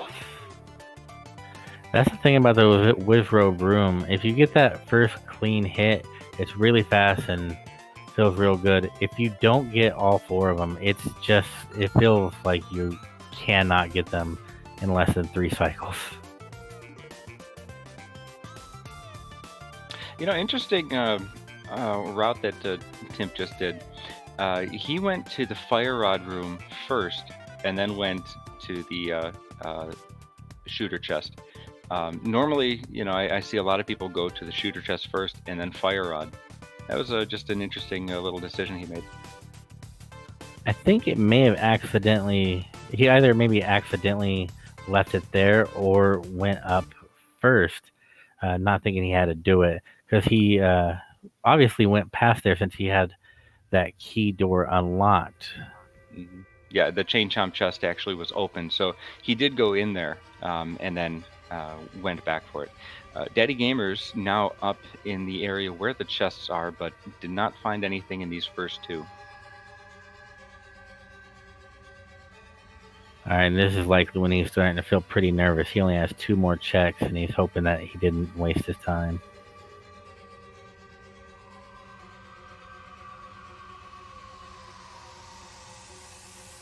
Alright, 1 more check. Hopefully Moldorm won't give him any problems.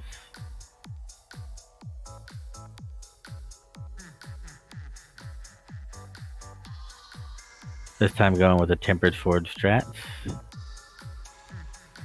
A little bit safer because he can save himself from being knocked off usually if he just taps at Moldorm. So he's going to pick up this last chest and just $50. Yeah, that's got to hurt quite a bit because, I mean, he really doesn't need the money. So aside from Dark Cross, What does he really have left? Is there anything In in? logic, not much. He does have the big chest in Swamp Palace that he skipped. Well, he does have TR, but we haven't seen anything so far on Timp's side. He's about to head in there, and it is True, fairly but TR common. is not in logic. That's true. It is not in logic, so he won't find the flute actually.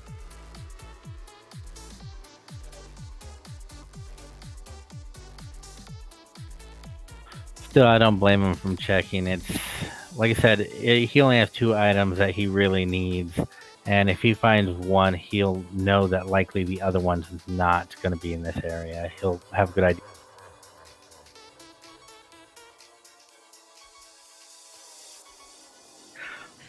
Either way, if he gets the flute, he knows he could check Mire. If he gets the lamp, he knows he can check Dark.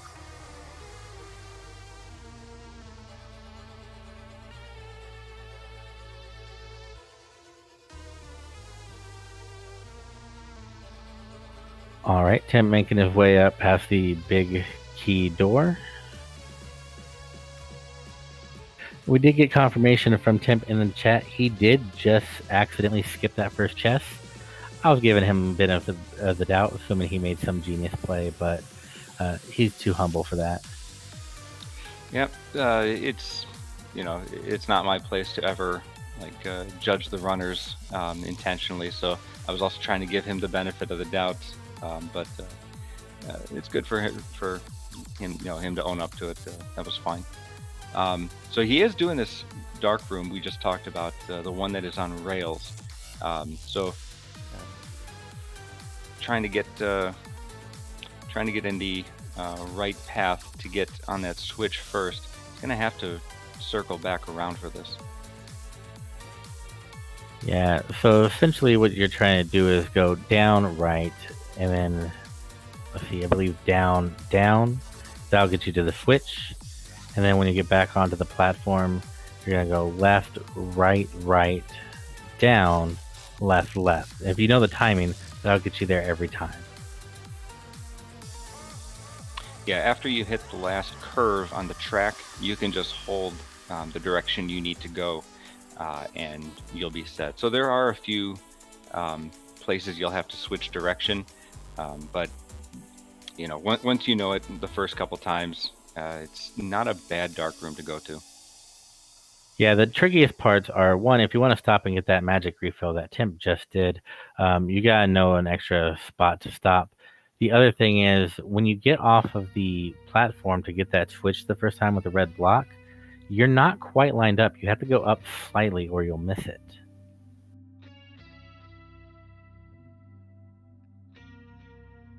Alright, laser bridge. Timp using the cape strats and finding nothing particularly useful. No, so at this point, he is likely to save the portal here. You can go out through this safety door and mirror out. You can save the portal if you find the ice rod later. We do know where the ice rod is, so he's gonna lose that portal eventually. Yeah, but you really want to hold on to it. You made a lot of time through that dungeon. You don't want to lose it if you can avoid it, but it's just unfortunately inevitable this time. But he is going to Skull Woods, so he'll be able to clear that out and go back to Mothula and get his green pendant. Well, oh no, it looks like wait he's a taking minute. another path. Oh, he'll check the overworld checks first before going all the way to the back. That's not a bad call. I mean, you really don't want to double dip a dungeon if you could avoid it, and especially if it's a pendant dungeon. It's a lot of... You do have to make a lot of extra time to do it.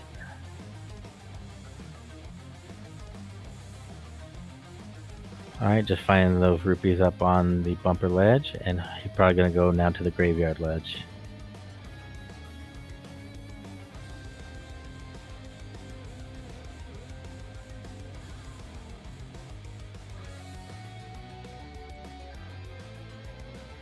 And Daddy Gamers using the fire rods on these spiky pokies. I always like the fire rod strats because those things are dangerous, more dangerous than you would expect. Yeah, if you don't have tempered sword and you're trying to fight those off with something like master, um, they will start uh, jumping around the room faster and faster. So fire rod strat is a much better way to Much deal with safer, them. and they have weird properties. For example, if you strike them with your sword one time, even with tempered, and then you do a spin attack, it will not kill them. Even though if you do a spin attack without striking them first, it will. A bit of a weird thing where their health starts being split up in a different way, I believe.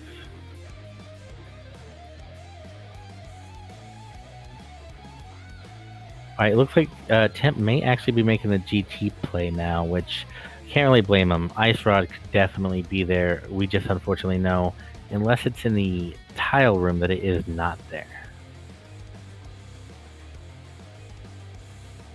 That's right.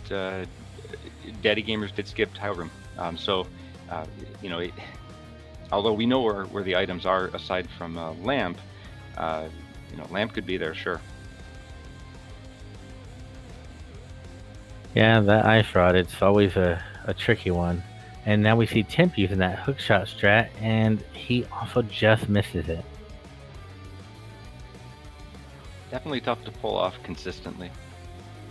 Yeah, one interesting thing to note: if you go, from what I understand, if you go up those stairs, you can just go immediately back down the stairs and dash to the right, and it will be open.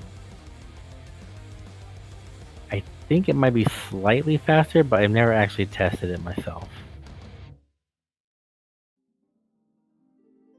Well, All right, and on the right side, Daddy Gamer's also doing the Rel Dark. if I would love to get to the point where I am saving, half a second, um, in in that cave just by going one direction or the other, going up or down the stairs. So I don't think that's what's costing me races. That's a fair point. All right, and Daddy Gamer is checking the laser bridge. He's not gonna find much, but unlike Timp, he will be able to fully clear. He will be able to take out Trinex without.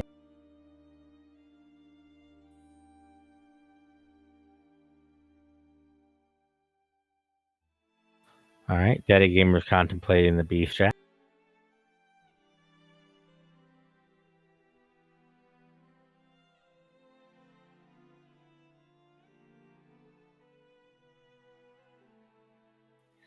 Now with half magic, it's pretty easy to get through most of this. He is out of magic, and I don't know. I don't think he would want to waste a potion just here. So he's either gonna have to skip it or face roll it. It looks like he gets through it either way. Just just face rolling. He has plenty of health, and a magic bottle is coming up. Plus, if he really needs health, he can use his potion or get a little bit of magic and powder that anti fairy.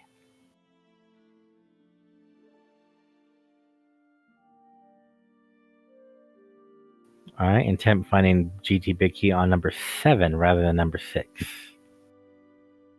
Very important knowledge to have.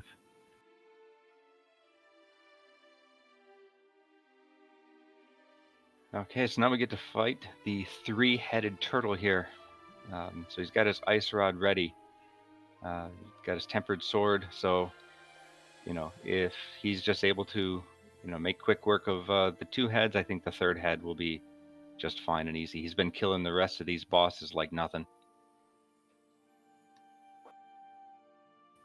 All right, a little bit of trouble with the main head.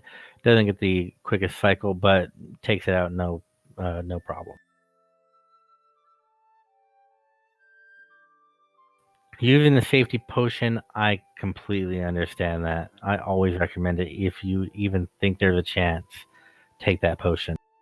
Yeah, definitely. You don't want to have to redo, most of this dungeon or half of this dungeon if you can help it. So it's not worth it. Just use the potion.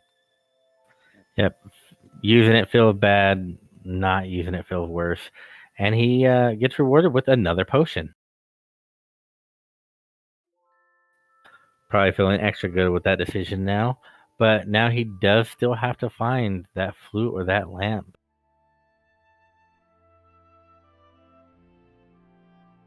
He did skip the Swamp Palace big chest. Do you think there's a chance of him going back there? Oh yeah, that's got to be in his mind, and I'm guessing that he'll more than likely check that before he checks Dark Cross. And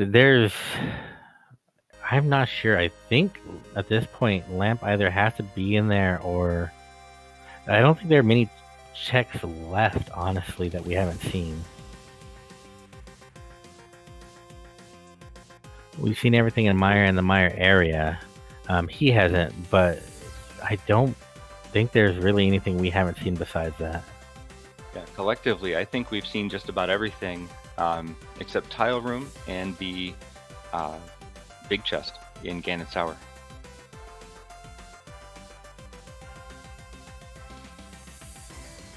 And I believe it could be in Tile Room. I'm not certain though.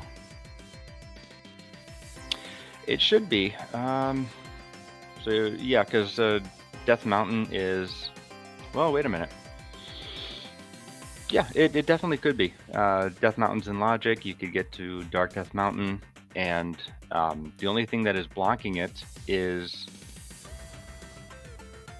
the red cane, because you have to put it down on the button in the bottom of the room, right? That and 4 crystals.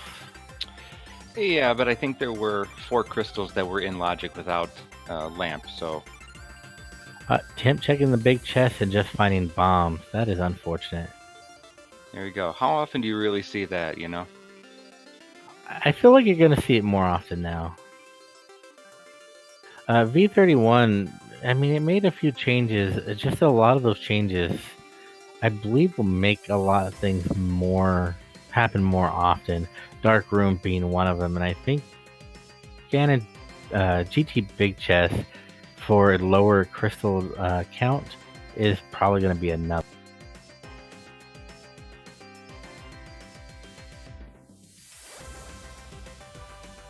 Alright, Timp blazing his way through. Both players really well equipped right now, and probably just frustrated that they're not equipped with the one thing that they need.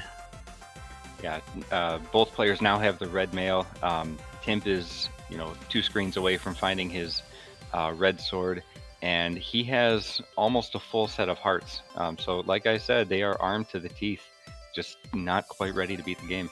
And Timp actually about to find his butter sword.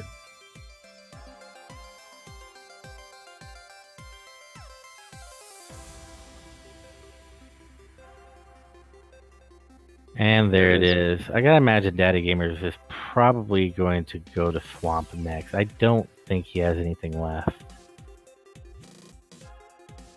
Yeah, you can see the hesitation.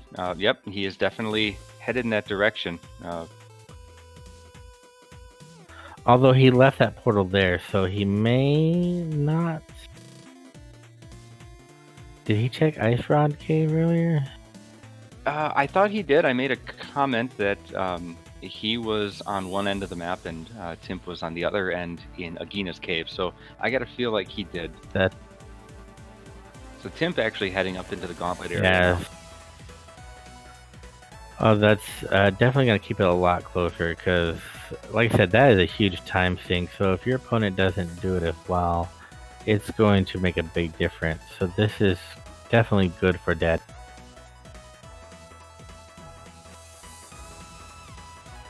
Oh, it looks like DaddyGamers may be making the Dark Cross play. Yep, heading back there. He had a choice on, one of maybe 2 or 3 checks to make, and looks like he realizes it's got to be here. Yep, so unless Timp decides to randomly go back to Swamp Palace, I think we're just never going to find out if that's... Oh, actually, DaddyGamers ducking out, so maybe he did not... maybe he didn't know the Dark Room very well. Could be something... Well, he was trying to hit the torches in there. Didn't quite get him. So, yeah, he's either ducking out for another reason or decided, you know, maybe it is back in swamp. But he's up in sanctuary, still deciding where exactly to go. Maybe thinking about trying it from the other direction. Yeah, he doesn't have many choices, so he's got to be feeling like it's a possibility.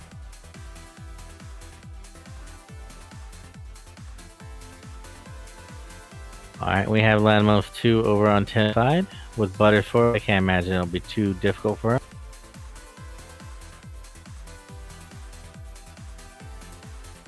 You know, I got to tell you, that shooter in Landmo 2 really changes your rhythm in hitting these snakes.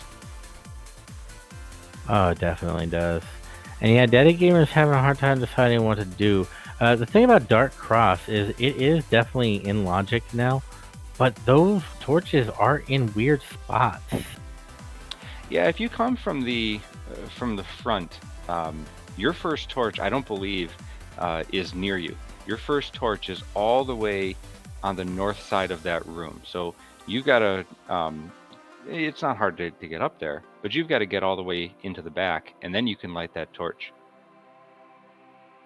Yeah, you gotta know where it is. I mean, other dark rooms aren't as much of a problem. Like Eastern, you go up, you turn right, bam, right there. But that one's a lot trickier. So he is coming in from the back, and so these two are in the corner. I believe these will last to the next screen, and then I think at some point either they don't get shared or no, they're just going to go out on it. That's it. Nope, looks like they are not shared with this room. No, but usually once you get to this room, it's a little easier. I mean, you just kind of go down to the right, you'll eventually find the door. And then Dark Cross, it's a cross. So as long as you know a general idea of where the chest is, you can probably find it. So he gets his flute, so he's going to jet out of here and head to Misery Mire ASAP. Yep, no lantern, but I gotta imagine that he's going to just book it and try to go mode everything.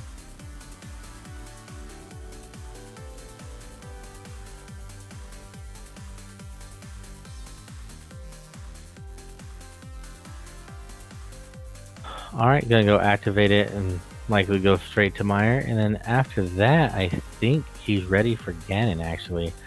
Taking out Trinax when he did was... I mean, he didn't find what he wanted, but it was definitely a step in the right direction. Yeah, so he does not have to go up and defeat Agate 2, so there's no reason to go back up on Death Mountain, as Timp is also done with Death Mountain here for the time being until he finds that Ice Rod. Oh no, he's going to go do Tile Room. As a hero does. Alright, this is still feeling really close. I mean, we do have Temp needing to go to Moth, but he's cleared pretty much everything else in Skull Woods. And then on DaddyGamer's side, he just needs to finish out Mire. And then I think they're both ready for Ganon.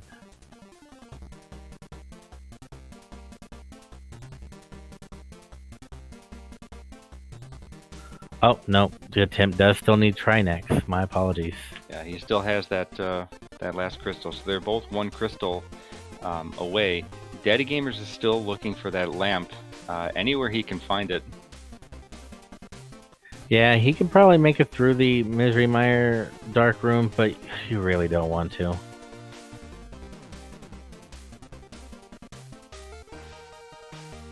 Just a key. And just a key. That's unfortunate. Yeah, I can't say that I'm too familiar with the key logic in GT, to be honest. Nope, I just know that in a normal defeat Ganon, you better go up the stairs with at least one key. Absolutely, I'm sure we all make that mistake. It only has to happen once. Yeah, I think, you know, it's almost a rite of passage. Same with flooding the key and swamp. And all right, so we have Timp going up to Skull Woods now, and we have Daddy Gamers making his way into Misery Mire. Um, both of them now. Daddy Gamers is in go mode as long as he doesn't need the lamp. Timp will be heading toward his ice rod, and then it's just going to be booking it toward TR.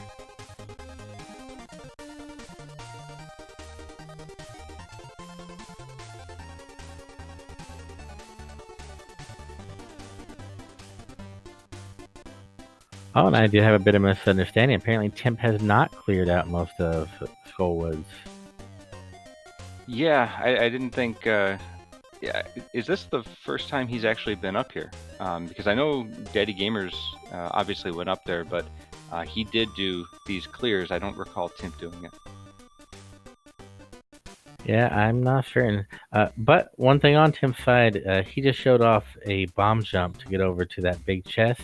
You'll notice that he actually did a dash and bonked into the wall right before the bomb exploded. The reason he did that is because it does make the setup quite a bit easier. You have a lot more leeway if you're in the air after the bonk.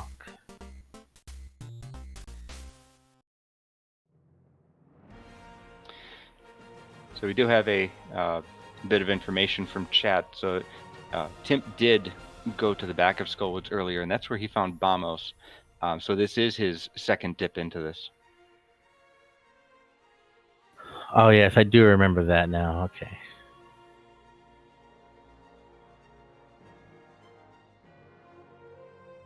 All right, and Tim going to be heading to Mothula with Gold Sword.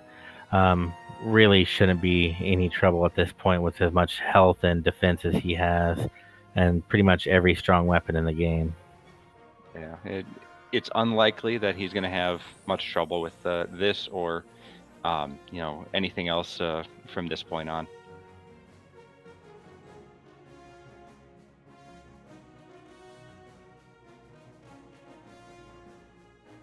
Well, it looks like we actually have a full magic drop. I didn't notice that earlier.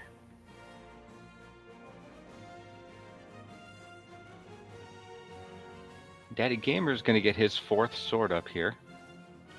So all he's looking for is, I guess, the big key, because I think he's got both items here. He is just, I think, gonna go straight through this this dark room. Yep, all that's left is the coffee break. Meanwhile, on Tim's side, he is at that Mothula fight. The best programmed fight in the game. So well that we had to change it in rando. In the vanilla game, actually, Mothula is invulnerable against the gold sword. So there actually has been a change to make him vulnerable to gold sword. All right, Tim finishing up the fight. Mothula giving him a bit of a tricky pattern that time. He didn't make it easy. No, definitely not. Those spikes, like we said, will do one-hearted damage regardless of mail. So he did get through it. That's the important thing. Now all that's left is for him to get to Sarhasrala, get his ice rod, and head back to Trinex. As Daddy Gamers is making his way into the basement here, going for this dark room. Yeah, as we mentioned before, this is largely considered one of the hardest dark rooms, if not the hardest dark room in the game, because of this weird setup. Now, I mean, there is a way where you, as we mentioned earlier, you can get it every time, as long as you don't get hit by those fireballs, but they're always coming at you. So Timp gets his ice rod, kind of waits around, probably in a little bit of disbelief that it was there, but he's got it. So he's headed straight back up the mountain here.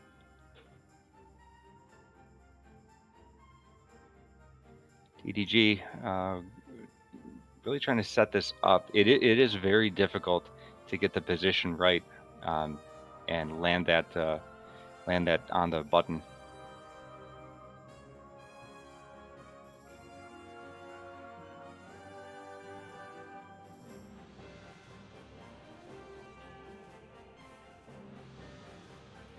You say it's one of the harder dark rooms. I would say it's a toss-up between this and the uh, uh, dark Aga rooms.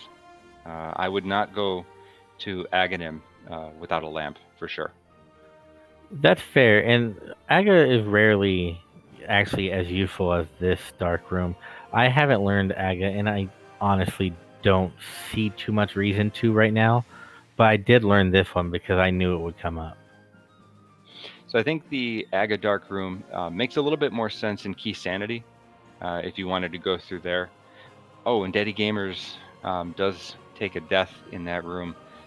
It is a very difficult room, so I mean I can't say that you know anything bad about this. It's hard to do. It's definitely hard to do. Many great racers have taken deaths there because it's just so hard to line up. All right, Timp making his way back through the Turtle Rock. Still no lamp, so he'll have to go through the dark room here as well.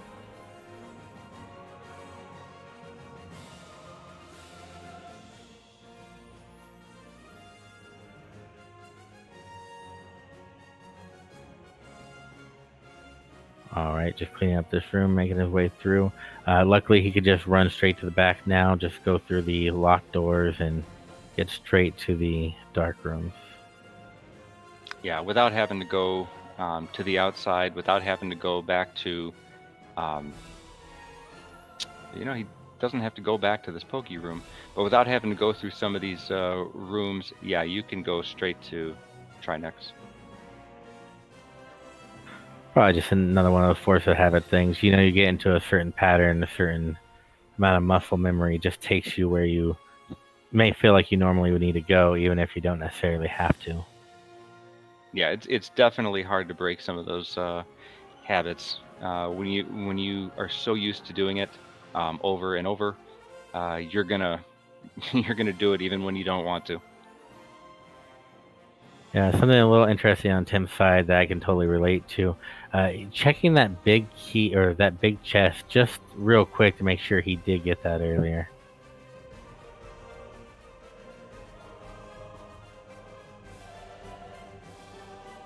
All right, attempt 2 on Daddy Gamer's side. Trying a little bit of a different strategy. This time he's trying to place it and then push it into place, which is a bit time consuming, and I'm not sure if it's as safe as a throwing method.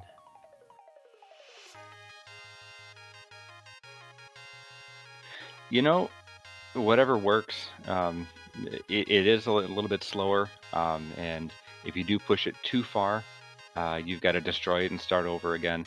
But he does make it through, so he is through that difficult part, and gonna head through the spike room and make his way back to Yeah, Vitreous in no time. yeah, he did take a bit of a damage, but the good news is there are plenty of anti-fairies coming up that he can just powder real quick to get his health back.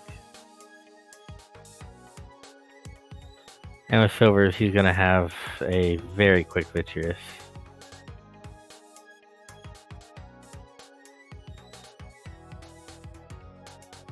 Alright, Timp coming up on Trinex. With the slight difference between him and Daddy Gamers, he does have the Butter Sword, which means that each head will go down in 3 hits.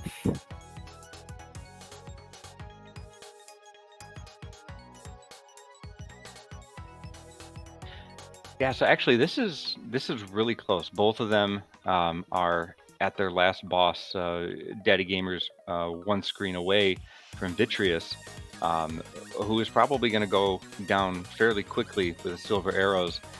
This is going to be a fight to the finish here. Right. I mean, the only difference is Butter Sword, and honestly, that's not going to make a huge amount of time up in Ganon. And as you said, Vitreous going down, they're both going to be heading to Ganon within the next minute.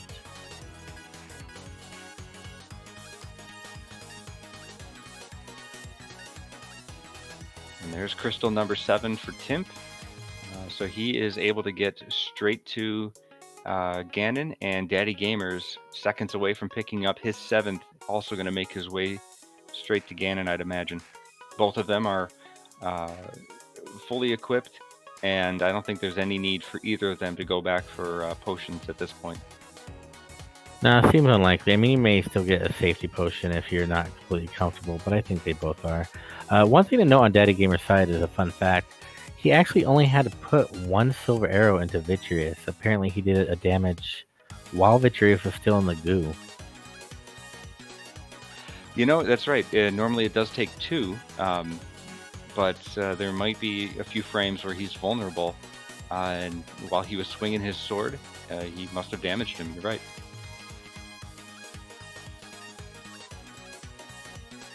Oh yeah, this is neck and neck. They're both going to be getting again in real soon.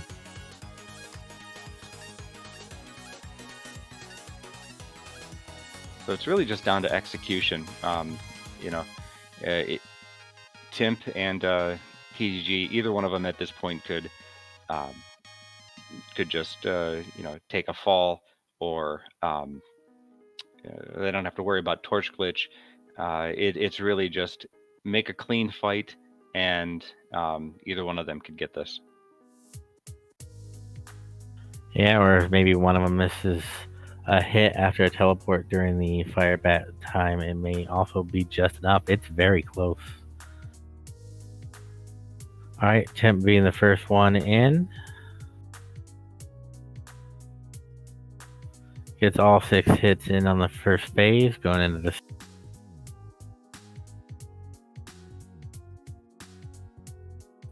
Okay, so there is a bit of a difference between Butter and Timper. Buttersword, you only need 6 hits per phase, whereas on Timpered, you do need 12, which is double, but it goes by... So he's already into phase 3. Ganon is warping around the room. Daddy Gamers is near the end of phase 2 for sure.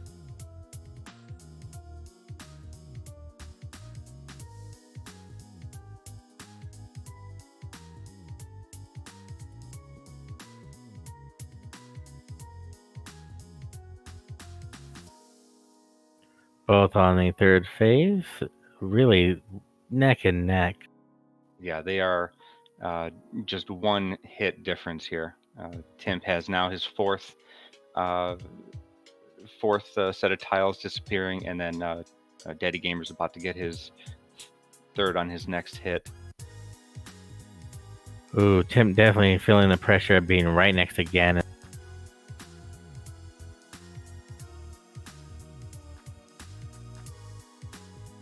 One and two, and the pig is down on Timp's side. He just needs to cross the bridge, and he is done. Daddy Gamer's hitting on phase 4, about to plug him with some silver arrows. And GG to Timp. GG to Timp. Get your GGs in chat. And there's Daddy Gamers also finishing up the pig. He also just needs to finish going across the bridge, and he is done too. This was very close. About, I want to say, 20 seconds between them. Yeah, that was an incredibly close race. Now, I don't have the official real time, but I'm sure at the end we'll be able to see what their in-game time was. It can't be more than, I don't know, 20, 30 seconds, like you said.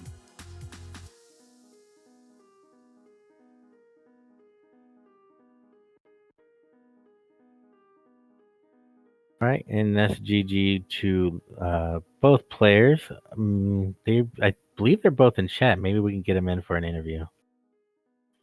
Yeah, we have Daddy Gamers here. Daddy Gamers, GG to you for finishing out this seed. GG, man. Yeah. Thanks. GG. Yeah. So what are some things you learned this time, Daddy Gamers? So I learned that Dark Cross has torches. Pretty much it. So when I did escape the very first time, I knew about Dark Cross.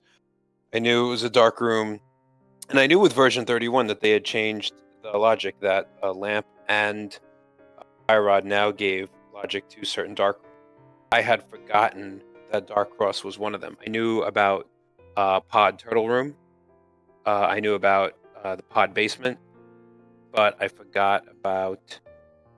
Knew about Eastern, the back of Eastern. I forgot about Dark Cross. So when I did Eastern, I did the front. I later came back and did the back.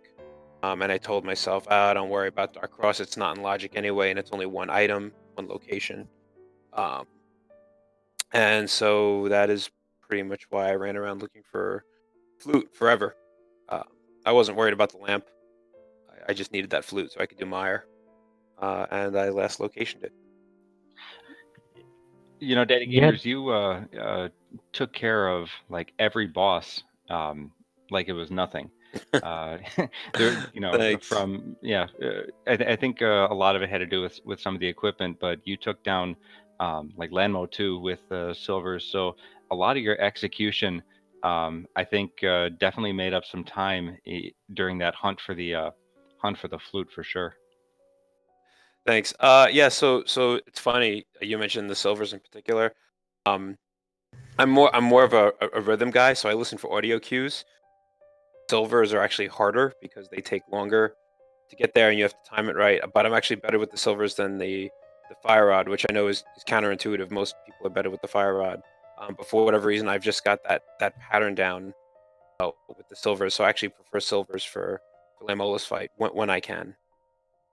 Yeah, it was very impressive to see, especially from that distance at the top. Also, want to mention that Timp is also joining us here in the voice chat room. Hello, everybody. Hello, Tim. GG, Daddy Gamers. Timp, very close race. Yeah, so I raced this earlier today, and I posted my time in the spoiler channel, and I fortunately, I read everything in there, but when I found out that both of our VODs were going up, I was like, what was his time? I honestly don't remember what his time was. And I was like, maybe I should go back and look. You know what? It's going to be a lot better if I don't go back and look. So I had no idea how this was going to shake out. I had no idea it was that close. I saw your time, and I forgot what mine was, but I remembered it was about 2.25. And I'm looking at yours. I'm like, okay. So did I beat him by a minute? Did I lose by a minute? Like, I know it's going to be close. Yeah. But I didn't. Yeah. I had no idea until I saw when I screwed up when I died in Misery Mire trying to do that dark room. I was like, oh my gosh, that just did it. Like that did it. That was heart wrenching, and I've been there several times during races in that exact same room, so I felt for you. But yeah, there were a lot of dark rooms in this one. I never found the lamp, and in fact, at the very end of the seed, I was still left wondering where was the lamp, because I completely forgot. I miscounted my items in Swamp, so I thought I had everything. Do you know? I eventually figured out it was in the big chest of Swamp. Yeah, but I even at the end of the seed, like I'm like talking at the end of the seed, and I'm like, I don't know where it was. Like I checked everywhere. I don't know where it was. I must have messed something up on my tracker. So yeah.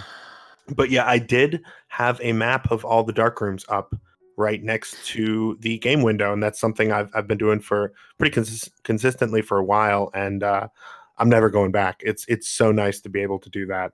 I definitely couldn't have done the Mire dark room or like dark maze or anything like that without it, for sure. So. You know, it was impressive seeing both of you guys go through every dark room and the persistence on, especially. But yeah, can you guys still hear me? Yeah, we can hear. Yeah, we can hear you. Okay. I hadn't heard anybody in a while. But let's see other things in the seed. I did feel like I played really well in this one. So even though a 2:16 is not exactly a speedy time, and like you, TDG, I also last location the ice rod. Well, I guess technically I still had the Swamp big chest left, but I didn't realize that I had that. If it had been there, I might have had to forfeit, honestly, because again, I forgot about it. But I felt like even though I essentially sort of chose wrong at the end of the day with the final checks and ended up having to last location a go mode item, which is never ideal. I felt like my execution was actually pretty good this time, and that was really, man, I needed that because my last couple of seeds have been absolutely terrible. Like just some really, really bad play that kind of like sticks with you after you're done playing for a few hours, and just like, you just dwell on like, God, I can't believe I did that. So it just felt really good, even though I didn't necessarily pick all the right things right away, I felt like I played well enough, and I felt good about that, regardless of win or loss, or fast time or a slow time or whatever. So, and isn't that what it's all about at the end of the day? Yeah, I think you all both did very well. I did want to ask Daddy Gamers one question, which is, you did quite a bit on Death Mountain without any logical access. Were you looking for something to tell you, like where one of the items was, or were you worried or concerned that you might run into an issue? I just assumed that somewhere, and I missed it, and I wasn't concerned about it. So I actually went to Dark Mountain kind of late for me. Access, once I had the Titan's Mitts, and I could basically do all of Death Mountain. That's when I decided to do it, especially since Tower of Hera was a crystal. So it was more, I was taking the opportunity to do the whole, okay, let's just go do something that I need to do and I know how to do. So let's head up to Death Mountain. Let's get the crystal. Let's get a ton of items. I'll just eventually get back into logic. So you saw me do, I did these down because I mismarked my tracker. But I just got to the point where I felt like I didn't have a good place to go. Obviously I missed the flute in Dark Cross, so I said, all right, let's break logic, mountain, see what's there. And I got the hook shot, which opened up swamp, and I forget what else I got. I think I got might have got medallions, but they didn't lead to anything right away. So I just felt like I ran out of places to go, and it was just time to logic break. When did you play the seed? I think I played it last Friday night.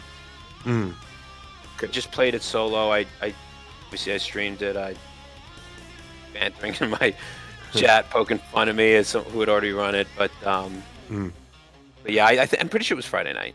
Did you find yourself remembering a lot of it, or did you know exactly where you were going to go at all times? Because I played mine like a couple hours ago. Okay, yeah. I apologize. I played it against Amarith. I was not solo. I just want to. Oh, okay. He's reminding. Oh, yeah. Okay. No, I remembered. I remembered a lot, and I remembered not doing Dark Cross, and I remembered dying in Misery Mire, and I remember when I went into Thieves Town, I was like, oh yeah, I forgot. I full cleared this because I mismarked my tracker, and the pendant dropped, and I just flipped out on my stream like, what? And I even said in chat, now watch me bring up my menu and wonder what happened. And I. Yeah. What about? I actually was curious as I was listening to Xilo and Lumaga, which, by the way, great job on the commentary. I really enjoyed. Yeah, very listening. Nice guys. It's such a unique experience to be able to do something like this, in the position of me and TDG. But had you guys played this, or were you coming in blind?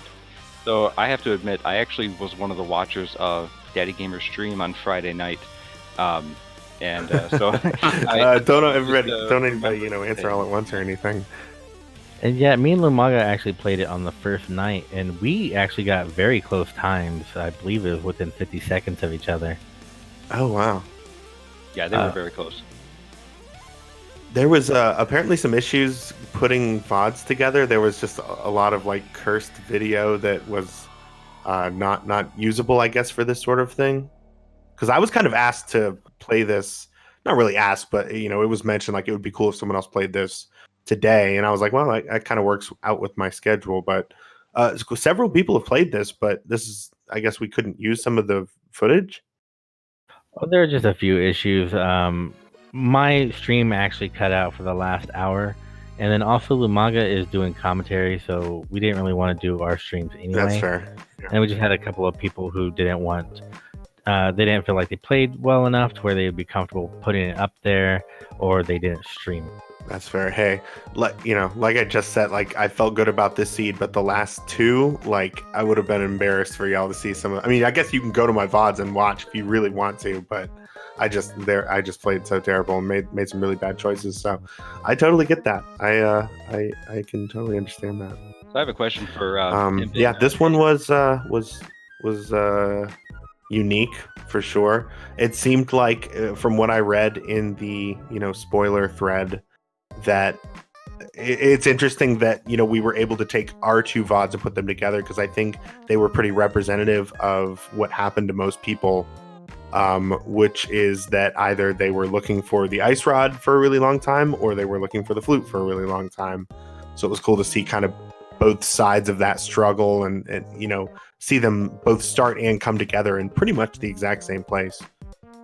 Yeah, that's definitely a good representation. Lumaga, you had something? Yeah, I was gonna ask what Timp and the Daddy Gamers thought about quote unquote fast Ganon. Yeah, I'm not able to hear. Is Lumaga speaking right now? Because Yeah, so he was just asking what you and Daddy Gamers felt, how you felt about fast Ganon. Oh, hang on. I'm sorry. I think I had them muted. Okay, there you are, Lumaga. Oh my gosh, I'm so sorry about that. I'm sure you were talking and I couldn't hear you. So you were asking how I felt about fast Ganon. The way I phrased it was quote unquote fast Ganon, right? It's intended to be, things have more access earlier on, but obviously this seed, for a lot of us who ran the seed, took a lot longer than we had wanted. So what are your guys' thoughts on how the whole fast Ganon playthrough is going? Well, I don't think it's a good name for it. I mean, I understand why they named it that, like fast Ganon. It's because comparatively you can get to Ganon faster than you normally could. But right now we're left with the alternative being called Defeat Ganon, which you still defeat Ganon in Fast Ganon. And it kind of uncovers the issue with Fast Ganon, which is that might not necessarily be faster. It depends on whether you're going to have to go up Ganon's tower fully or not, which both of us did this time, looking for our final one go mode item. So Fast Ganon, I would almost rather just be able to rely on knowing that I'm going to have to make the climb, and my opponent is as well. I can see how it could be good, but it literally has not been for me yet, and I've played 3, 4, 7 Fast Ganon seeds. I think I've only played 2.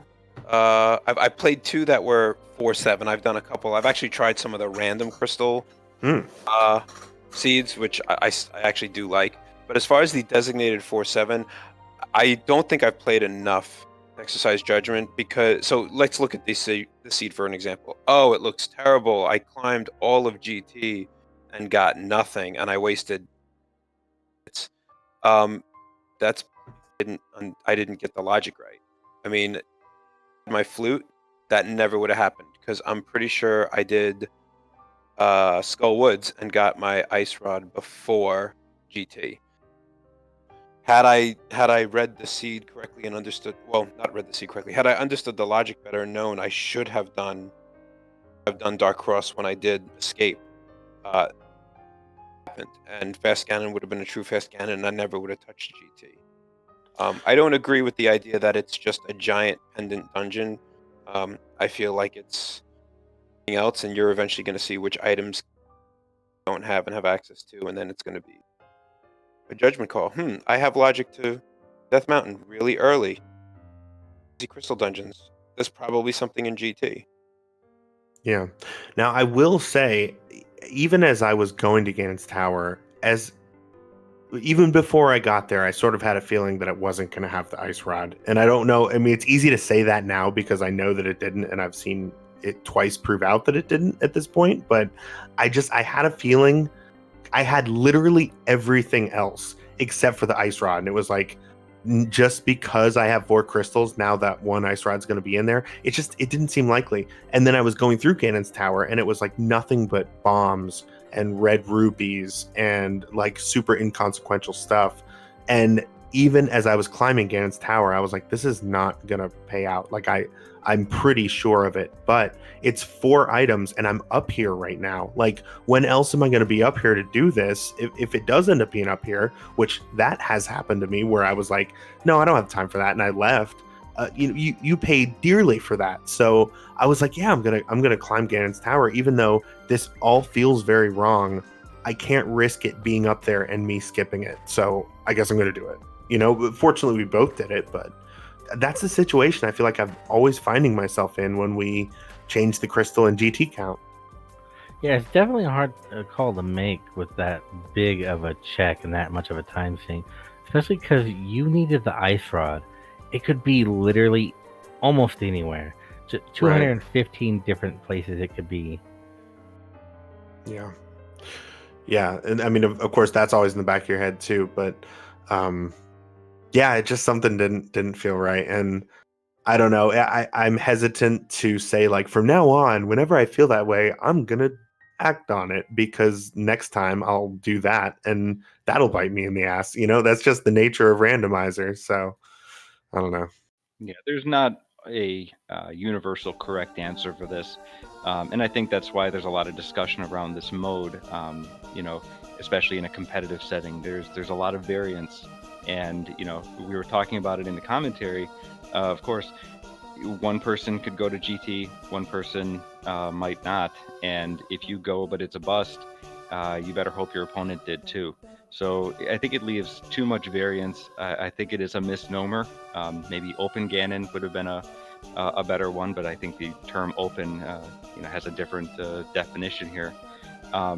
We'll see. I'm sure that there will be some meta that arises over time on how really to handle a fast Ganon seed. Mm-hmm.